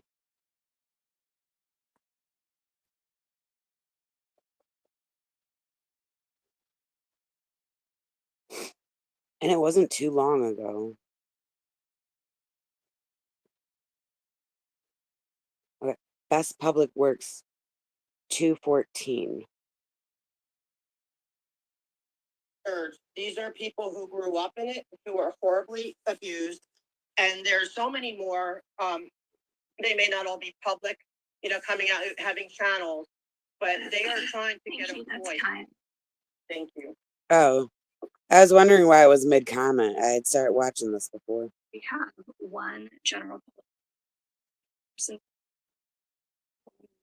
agenda item comment card in person, 8 speakers on the Zoom platform for general, 2 speakers on the Zoom platform for multiple agenda item comment, no comments for single items, and no neighborhood council commentary. All right, thank you. And our city attorney, Ms. Field, will be here to ensure you stay on topic and within your time frame. We'll start with the one public comment card for in person, Ron Harbert Twilla. I see you, buddy. I see you, buddy. Bye. The officer informed me I'm. So this is shirt guy. Class general altogether. You're just doing general public comment now for 1 minute, and then after general public comment period, we'll open it up for the multiple agenda item. Okay, so it's separate, so it's not Yes. together. Okay, general only. Okay, I'm here to speak related to the street services, which is related to one of those items. I really want to see some public works in some real works on the street, because many times when I take the bus, drive by on the street, either people living on the street, either there are so many trash on the street, either there are so many feces, urines on the street. And then the problem is that I go through the same route on a weekly basis, and then I do not see any changes for the past 4 or 5 years since I arrived in the United States illegally. But I really want to make sure that we have a huge department, public of works. We have huge personnel, but how is that possible that after 10 years, the streets are still very, very dirty and disgusting? That's my general public comment. And with that, we'll move on to the virtual hands for public comment. Caller Nora, you have 1 minute. Go ahead. Thank you. My general public comment is in regards to Scientology and all of its associated entities in Los Angeles and the county thereof. Number one, I want to know if the board, mayor's office, and police will pledge to stop accepting funds from them in the form of Police Activity League, other charities associated with the city, which continues to legitimize their crimes. Number two, the Trump administration has mandated that Homeland Security will be deputizing local police forces as part of their ICE sweeps. And I'm wondering if LAPD, even though they're closely associated with Scientology, will be using that power to go into those churches to round up the people who are here on expired R1 visas, working in every single one of Scientology's commercially owned buildings. as part of those sweeps as well. Thank you. That's time. Okay, so that was Nora that was speaking. And if you're watching my stream, you already know who Nora is. But she called in and she's talking about, well, let's just listen to that last part again. Let's see how far back it was. Right here. Thank you. My general public comment is in regards to Scientology and all of its associated entities in Okay, Los Angeles. I want to hear that one part. Recognize their crimes. Their local police forces as part of their the people who are here on expired R1 visas. Okay, yeah, it's this part. The Trump administration has mandated that Homeland Security will be deputizing local police forces as part of their ICE sweeps. And I'm wondering if LAPD, even though they're closely associated with Scientology, will be using that power to go into those churches to round up the people who are here on expired R1 visas working in every single one of Scientology's commercially owned buildings as part of those sweeps as well. Thank you. That's time. Now, again, that right there is a really good point. Nora's called into the meetings a few times, and she's very strong when she does her streams. So of course, when she calls, she's good at calling. And like that comment right there, that's something to think about. Okay. So this was the best public works meeting, and everyone slayed it this day. Like, everyone's comment was just amazing. Like, it was like, I don't want to say it was a perfect meeting, but it was a really good meeting. And this is, again, February 14th.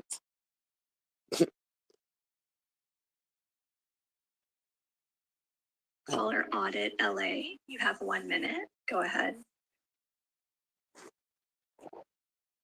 Thank you. And I appreciate Nora calling in. She's one of many, and I mean many, former victims who were abused in so many different ways. It's not my story to tell, so I won't tell it. But the egregious things that she has been through at the Blue Building, where all these, we come here about the planters and we don't want the street vacated.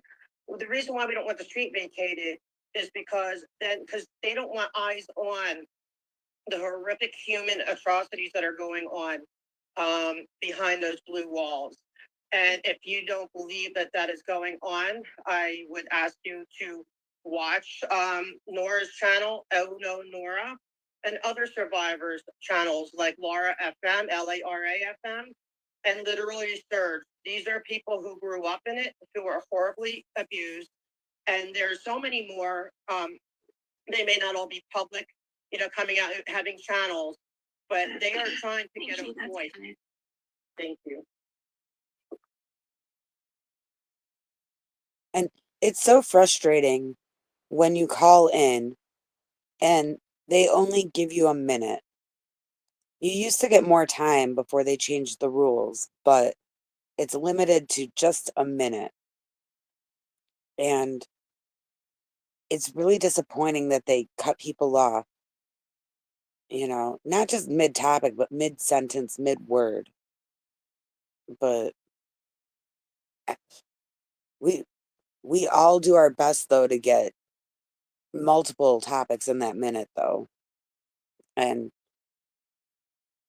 a lot of people know how to pull it off, but Audit, she knows how to pull it off, but she just wants to put as much in as she can. But I wish they gave us like 3 minutes to talk. Like, that would be perfect for that, but 1 minute is definitely not enough.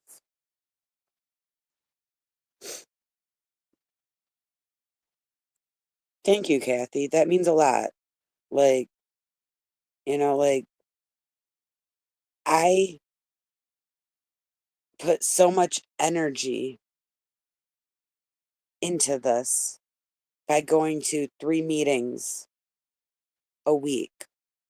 But I could never imagine how it is for Audit LA.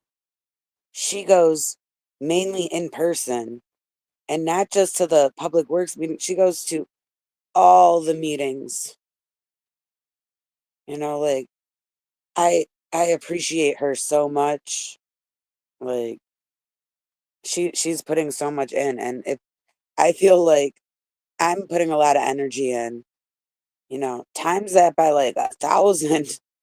Like Audit is amazing. Okay, let's see who's next on this call on the Best Public Works meeting, February 14th.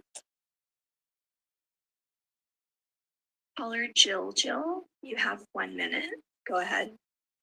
Okay, I'm gonna still say why the plants are still there. I see CPRA requests with emails going around complaining about us people that are calling about planters, asking you that you remove them, that so people can see what's going on within the walls. Are you gonna be like the people like that didn't believe that Jeffrey Dahmer, who was like the killer, that when the police saw the man escaping him and asking for help, the police didn't help them, and you're gonna be like those people, not helping the people that are behind the walls of that building, what though there have been cries for help. That the reason why that we want those planters removed is so that we can see and expose the atrocities that you are blind to. What side of history are you guys gonna be on? The side of the people that let that child go back to Jeffrey Dahmer, and we know what the fate of that person was. Bye. And I just got to point out how amazing it is that Amy does that with all of her comments. Her trademark bye. Like it's become its own thing at this point. But like sometimes she even runs out of time and they cut her off before she gets to say it. And it's kind of disappointing. So that's another reason why this is one of the best ones, because she didn't get cut off for that. She was able to say bye. But, okay.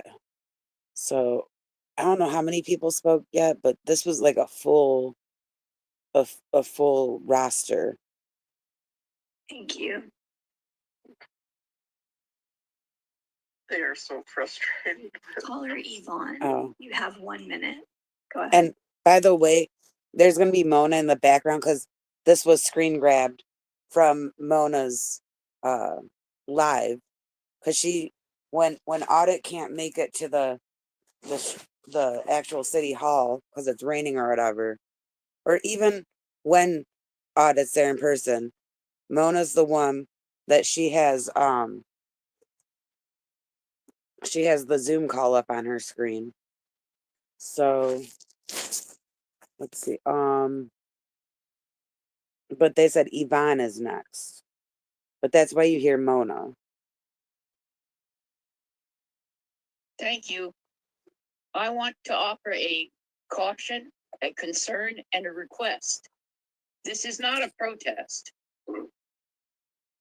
I want you to assure me that you have advised your employees and yourselves, of course, about the dangers of the purification, detoxification process, most likely to be offered this weekend to the first responders. And I'd also like to be assured that if they do take that treatment, that their disability that ensues is not going to be costing the citizens of LA. In addition, that they need to file a 700 form for their financial disclosure of the gift that they receive. I also want to say that not all comments in your minutes should be recorded as protests. Thank you. Thank you. That's time.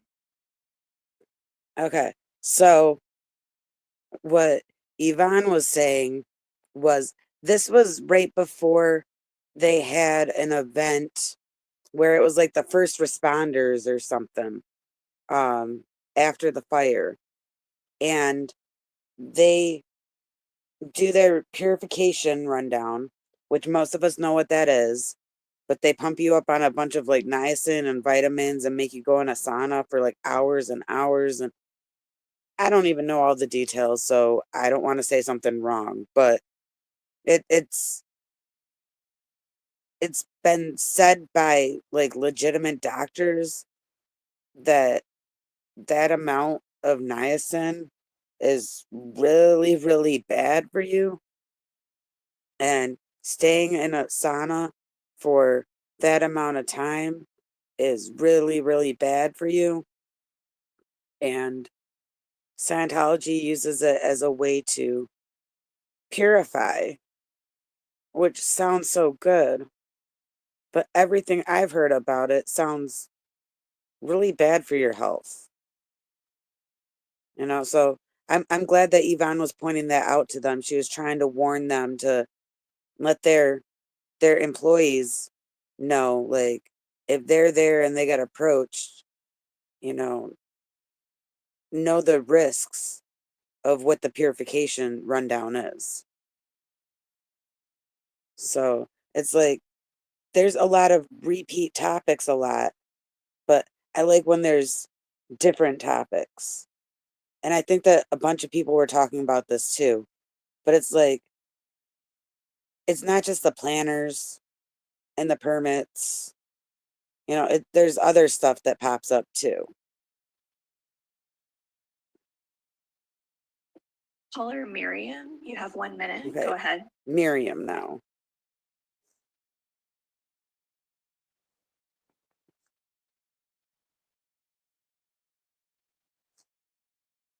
Caller Miriam.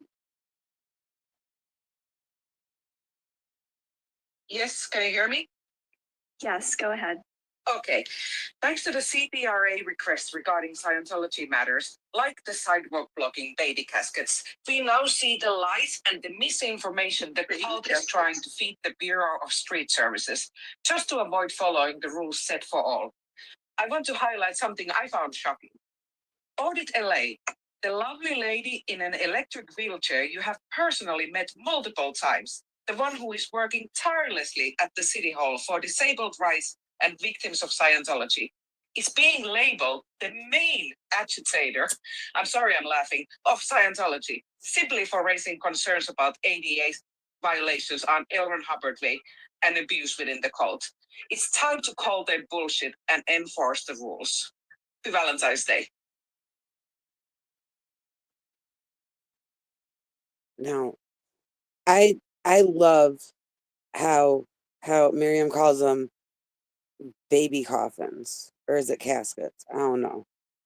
But like, I like how she does that, because that sort of that's a morbid thought. Like, if you think about that, like, in order for there to be a coffin for a baby, that baby died as a baby. So that right there is morbid. And sometimes I feel when you are doing public comments, there's a little bit of shock like that, that gets attention.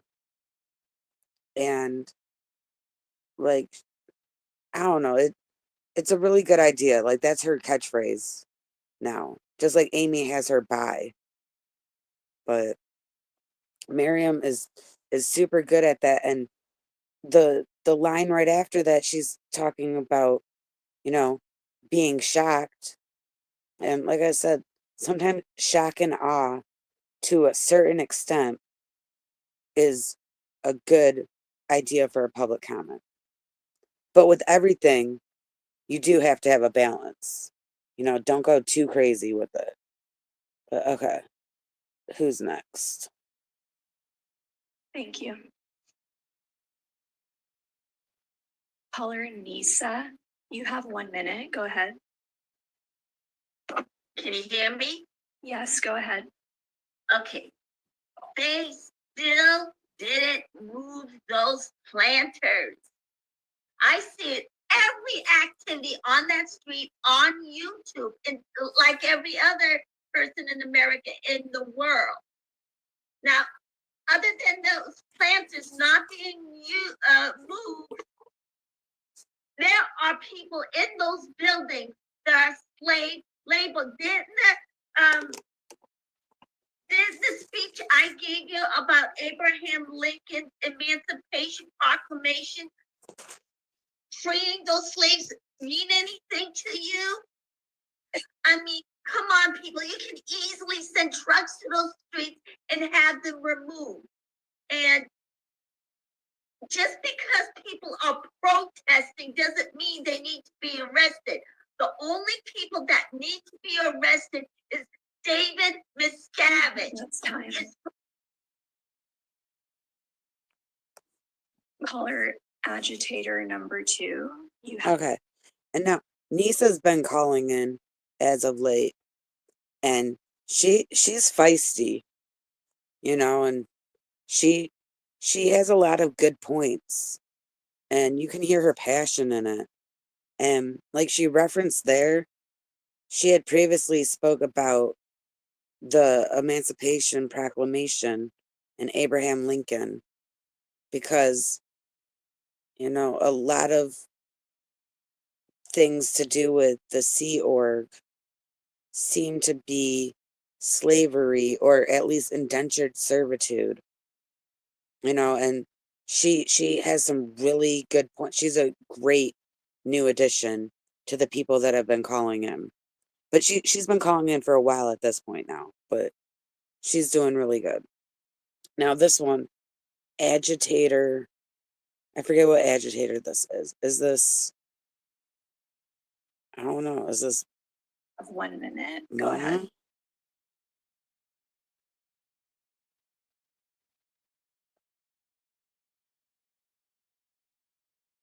Agitator number 2.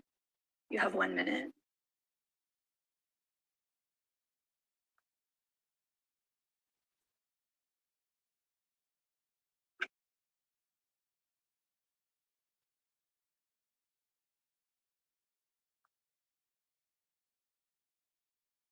Sorry about that, agitator number 2. You can go ahead now.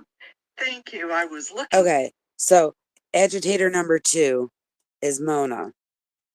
And she's calling in as agitator number 2 because they referred to the people speaking out as agitators. And they had some technical difficulties, which sometimes it's suspicious. Sometimes you wonder, is it intentional? Usually when you're on the Zoom call and it's your turn to speak, they say your name and then they send you a thing for permission. So you unmute. And they did not send that thing for Mona to unmute. And they were acting like she did not talk, but she had that ability to. And I'm glad she was able to talk. But sometimes they do not send the permission to unmute, and it's not fair. And in my opinion, it goes against the Brown Act, but I'm not a lawyer, so I don't know for sure. But like I said, some things are really shady that happen with technical difficulties. But let's listen to agitator number 2, Mona. For the darn button. Hello, board. It's me again, Mona. Scenario. There is a car blocking a fire hydrant. It is your purview to cite, warn, fine, but also to remove the hazard for safety reasons by towing it away. The planners are your responsibility under Title II of the ADA. To remove the easement is your responsibility. So you can give Scientology orders, make them pay a fine, and have a hearing, but ultimately under Title II, it is your problem. It would take less time than the time of this comment to make it happen. You could call the Bureau of Sanitation and tell them to remove the damn planners. Done, finished, bill back the cult, and then double dip by getting a credit for the Willits decision. Thank you. I yield back my time. Thank you. And I just want to point out, a lot of times when I speak, I say, I yield back my time. I totally got that from Mona. And I didn't steal it from her, like maliciously or anything. But I was inspired by her. So every time I feel like I have more time on the clock, but I have nothing to say, I yield back my time. But yeah, Mona is awesome. Like she inspires a lot of people to call in, I feel like, or at least listen and follow. Let's see who's next. Caller Gigi's Oh, phone. You have 1 great. minute. I'm next. I wasn't ready for that. So one thing is like I do not like hearing my own voice. Just like I'm sure you don't like hearing your own voice. So it's like this is gonna be crazy. Okay. I heard that all of the rose bushes were removed now, but I don't know. I gotta look at MD's latest stream. Last I saw of a stream, there were a lot of them removed, but the holes weren't filled. And then I saw something like a post where it showed the holes filled in. And I think someone told me that all of them were gone, but I don't I don't know. I gotta check Matt. MD Media, he goes there, he has eyes on things, he goes, like multiple places and he streams a lot and he deserves a lot of credit because he's in pain a lot and he's going through some, medical stuff and it's like he's still taking the time and energy to, do what he can. And that's amazing. Yeah, I saw yesterday, but I think today something happened with that too. But I don't know for sure. Okay. So when I unpause this, I have to hear my voice. And this is going to be weird. Go ahead. You hear me? Yes, go ahead. Okay. Why are the planters still there? Why are the planters still there after all this time? Why were they given citations several months ago? And yet the planters are still there. Why did this go to a hearing and there was something about an appeal and then that's not happening, yet the planters are still there? Why are those planters still there? Several frickin' months. We've been coming here complaining about them. You guys do nothing to get them gone. Remove the planters. It's very simple. It should have been done several months ago. Remove the planters today. Thank you. Okay. So I'm not going to comment much on my own comment, except to say I like to try different styles when I'm speaking. And also, I do like to write songs and write poetry and stuff. So in a way that was like spoken word poetry type of vibes. I freestyled that one, I think. But there was another time where I wrote a song about the planters and I just recited the lyrics for the meeting. And I think it's cool to have like a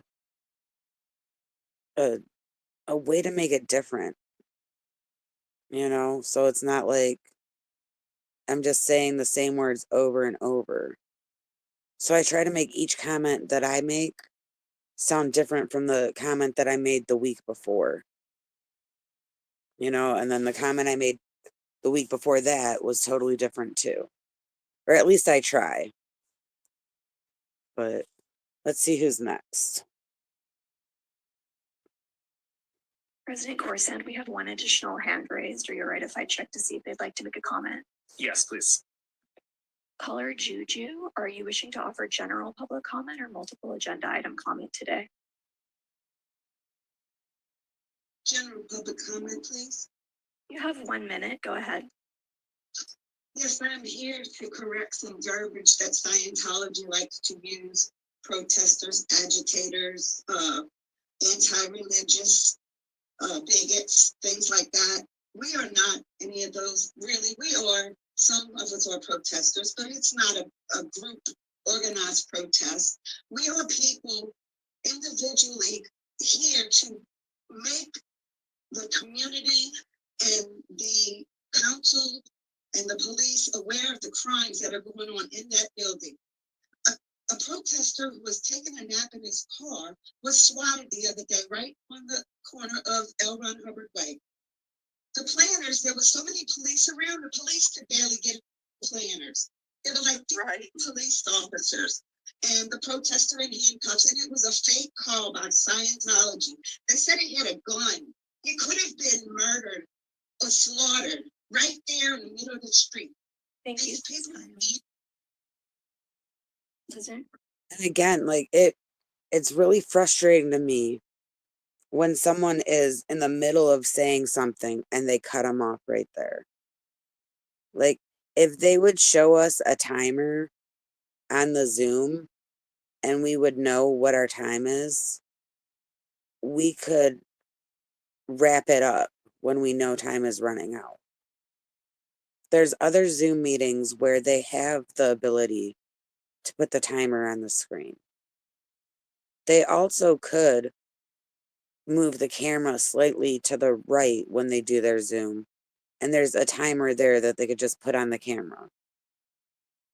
You know, sometimes when audit's there and the timer is in view, I try to figure out how much lag difference there is between what I'm hearing on the Zoom and what she's showing on her stream. And let's say I figure out it's 20 seconds.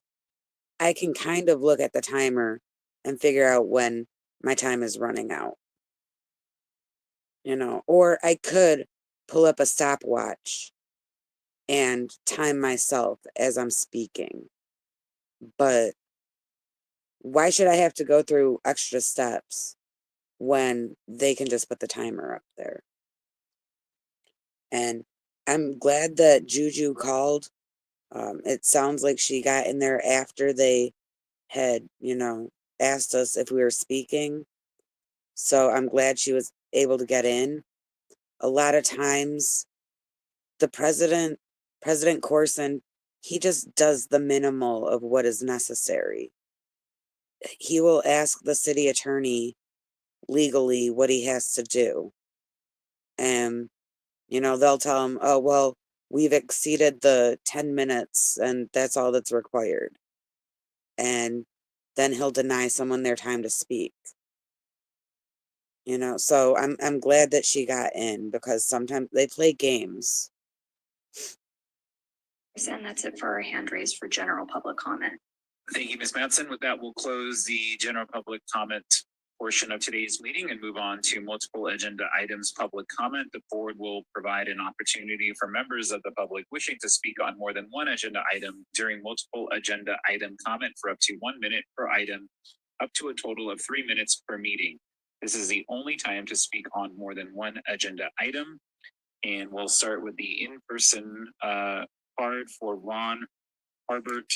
Okay, so Shirt Guy is about to speak, but I just wanted to point out about multiple agenda items. Now, with multiple agenda items, like he said, you get up to 3 minutes, but I think you have only 1 minute per item you bring up. So you have to have at least 3 items if you want that 3 minutes. You can look at the agenda and sort of pick things out, but sometimes you can't tie it to what you want to talk about. Sometimes you can't tie it to Scientology.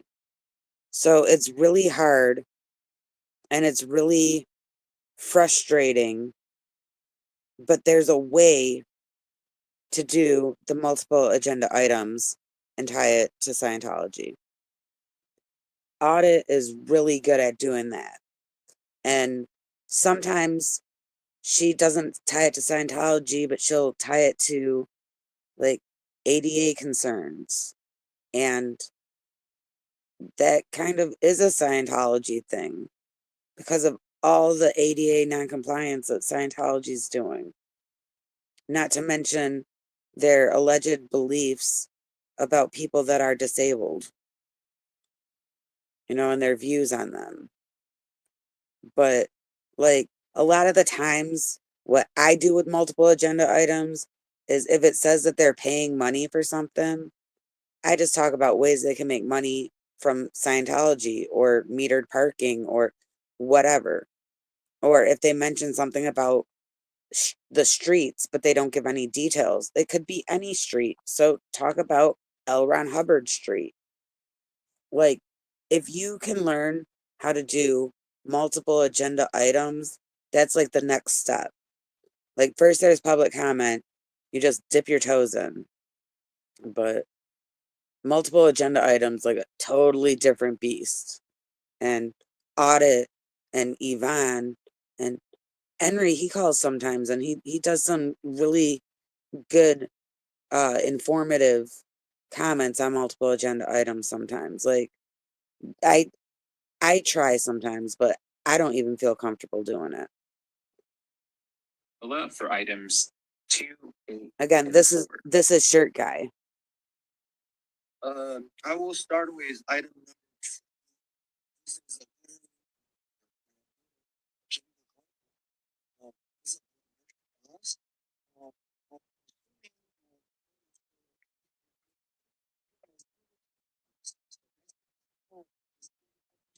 issue. This is for illegal food vendors. They are blocking the bus stop instead of for the street for the bus to stop there and picking up the people. Let's just say a taco truck, a food truck, whatever, they block it. So it making impossible to continue the metro bus services. Continue on item number 4. Again, this is a very, very wrong Harvard Dianetic agenda item because this is about sanitation. I'm not really sure how many of our commissioners are watching the news.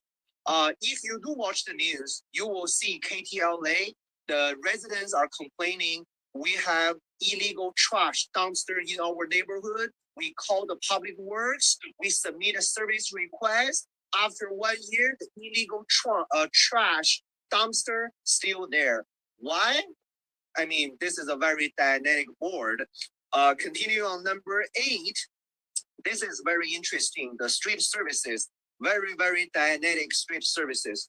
The reason why is I spoke with the supervisor Zeno. The supervisor Zeno told me that they cannot do anything about people living on the street. They cannot do anything about people urinating on the street. They cannot do anything regarding the people on the street. They said there are legal requirement does not allow them to do their job. Therefore, when the Olympic is coming, I want to make sure all of our commissioner understand. When the Olympic is coming, the whole world will see under our Dianetic public work, everybody can just use the street as a public toilet. And then this is considered as okay by our Dianetic board. I spoke with our supervisor, Twyla, supervisor Zenu, supervisor Harbor on the numerous occasions. How can we clean up the street? Because what I want is nothing more. The supervisor, Twyla said, I'm asking for too much. But the only thing I'm asking to walk on the street with safety, to walk on the street without smelling urine, without smelling feces, to walk on the street without being attacked by homeless. But again, our Dianetic Board of Public Works believe I'm asking for too much, but I think I'm only asking for the very basic minimum requirement for safety in the city of LA.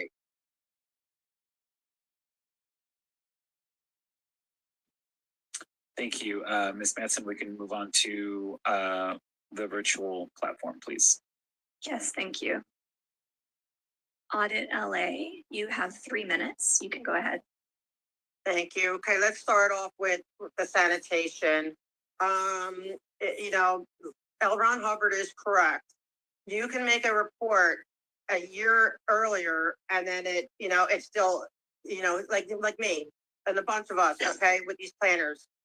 Why can't sanitation do it quicker? Is it that you guys are going to remove, but that the sanitation is going to remove these planters, but it's just like we're in queue? Which item you're speaking on, please? Oh, I'm off topic. Okay, and I just need to point out, did you hear like how off topic Shirt Guy was? They, for some reason, let Shirt Guy say all that stuff. He brought in Scientology a lot, but she was way more on topic than he was. And, she lets them get this one and says, you know what? Yeah, I was off topic. But still, like, she was way more on top. They target her with that. And it's weird. Because to me, it sounded like she sort of made it on topic. All right, let's go to the median. I want you guys to do the medians, but and see how I can admit when I'm off topic. Because I know when I'm off topic. But anyway, let's go to the medians. How can we trust you guys to take care of these medians? You're going to give these contracts out. You're just going to, you're going to approve everything. But then what's going to happen is that Twyla and Xenu and Janet Whelan are going to want to decorate that median, okay, let's say, with illegal planters. Are you going to do anything to fix it? No, you're not. So that's why I don't agree with, yes, these projects need to be done, but they need to be monitored afterwards. The public needs to know that we can be assured that if there's any violations to the medians or to, public easements, that you will take action in spite of being afraid of Janet Whelan and Jennifer Krofkoff and Kendrick Moxon. I get they are scary individuals. I mean, I'm their number one agitator. They say, whatever. But you need to be able to follow up. As far as Hyperion, yes, we don't want stinky water. That is a bad thing. So yes, I agree with that. As far as the theater, I'm concerned. I don't think we need to be building theaters. I think we need to be building houses in Palisades, and Altadena. So I would leave the theaters to, corporations that can do it. But I would caution not to let Scientology be a part of it because they have these acting classes that are used to recruit people into their cult. And so I would, and I don't think we should be mixed up in that. As far as the street services and what their update is, I hope there's an update to say that they are taking a stand against the street vacation that Janet Whelan, Jennifer Krofkoff, Parker Osmond are all trying to get. And their new attorney, Bill Delvac, because I guess their lawyer, Kendrick Moxon, has been beaten so badly in court by people with no attorneys that they decided to pay a lot of money for Bill Delvac, who I don't know why his clients, he's not putting them on his client list though, because I can't blame him. I'd be embarrassed to list them as a client too. Thank you, that's time. Thank you.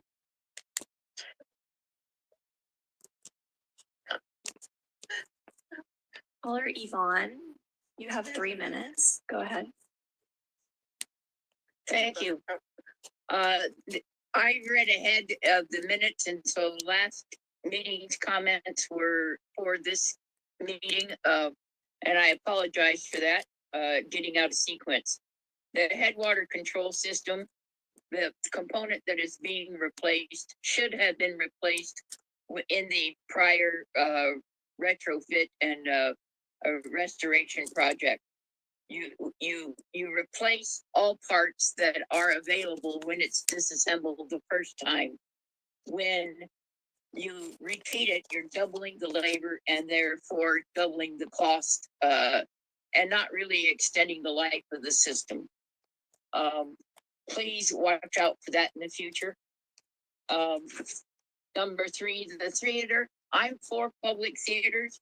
However, I think that this is extremely overpriced, and given the economy and the uncertainty of funding that is going to be available through grants from the federal government and so forth. I think it would be wise to just minimize the repairs to the point of being safe and moderately useful. Take out the glamour, but cut this budget significantly. There should also be some kind of information regarding the life or the need for redoing this kind of construction, a $20 million project. What is the life term of that $20 million investment? How will it be amortized and recovered? Number 4, any services that are professional services, those contracts should require 90% of the labor being done in the city. Please do not allow offshoring to India for data calls or health centers or anything like that. You need to bring these jobs home and pay a reasonable price for them. Number 5, the landscaping maintenance. That contract has a 25% over and a 25% under. And the previous contract information does not show that the contract was on target or under budget or significantly changed. That's the information you need to make available for yourselves and to the public so that you can make good decisions. Number 7, the climate emergency plan sounds wonderful to this point. However, it does not deal. Yeah, that's time. All right. President Corson, we have one additional hand raised. Shall I check on, see if they'd like to make comment? Yes. Caller Nisa, would you like to offer a multiple agenda item comment today? I'll give a little of it. Now, I've been noticing. Caller Nisa, which items would you like to speak on? Oh, geez. You know what? I don't know.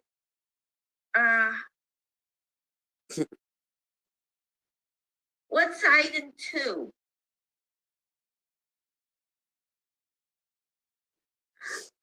Item 2 is a request for authority for Los Angeles County Metropolitan Transportation Authority G-Line Bus Rapid Transit Improvements Project.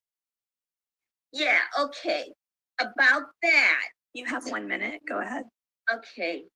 Now, I've noticed too that Scientology has their own bus that they use, and I think people would confuse it if you let them use that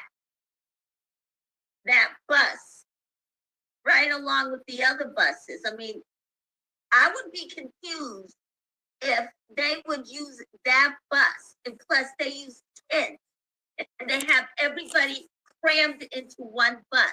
Now you gotta look into that. I'll yield back the rest of my time. Thank you.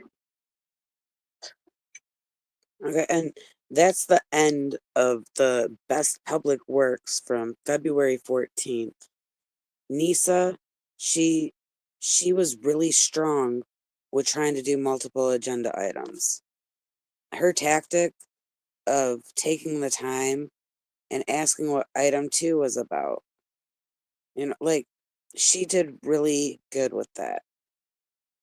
Like, it's hard to speak on multiple agenda items, but since we're finished with the Best Public Works, I think it's time to call it a night.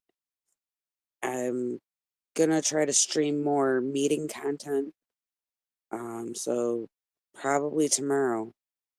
I'm not gonna plan anything, but just randomly, I might just stream some more meeting content. But thank you for tuning in. Thank you if anyone's watching this really long replay. You know, I appreciate anyone that takes the time, you know, even to just tune into a few minutes of a stream. But I'll see y'all later.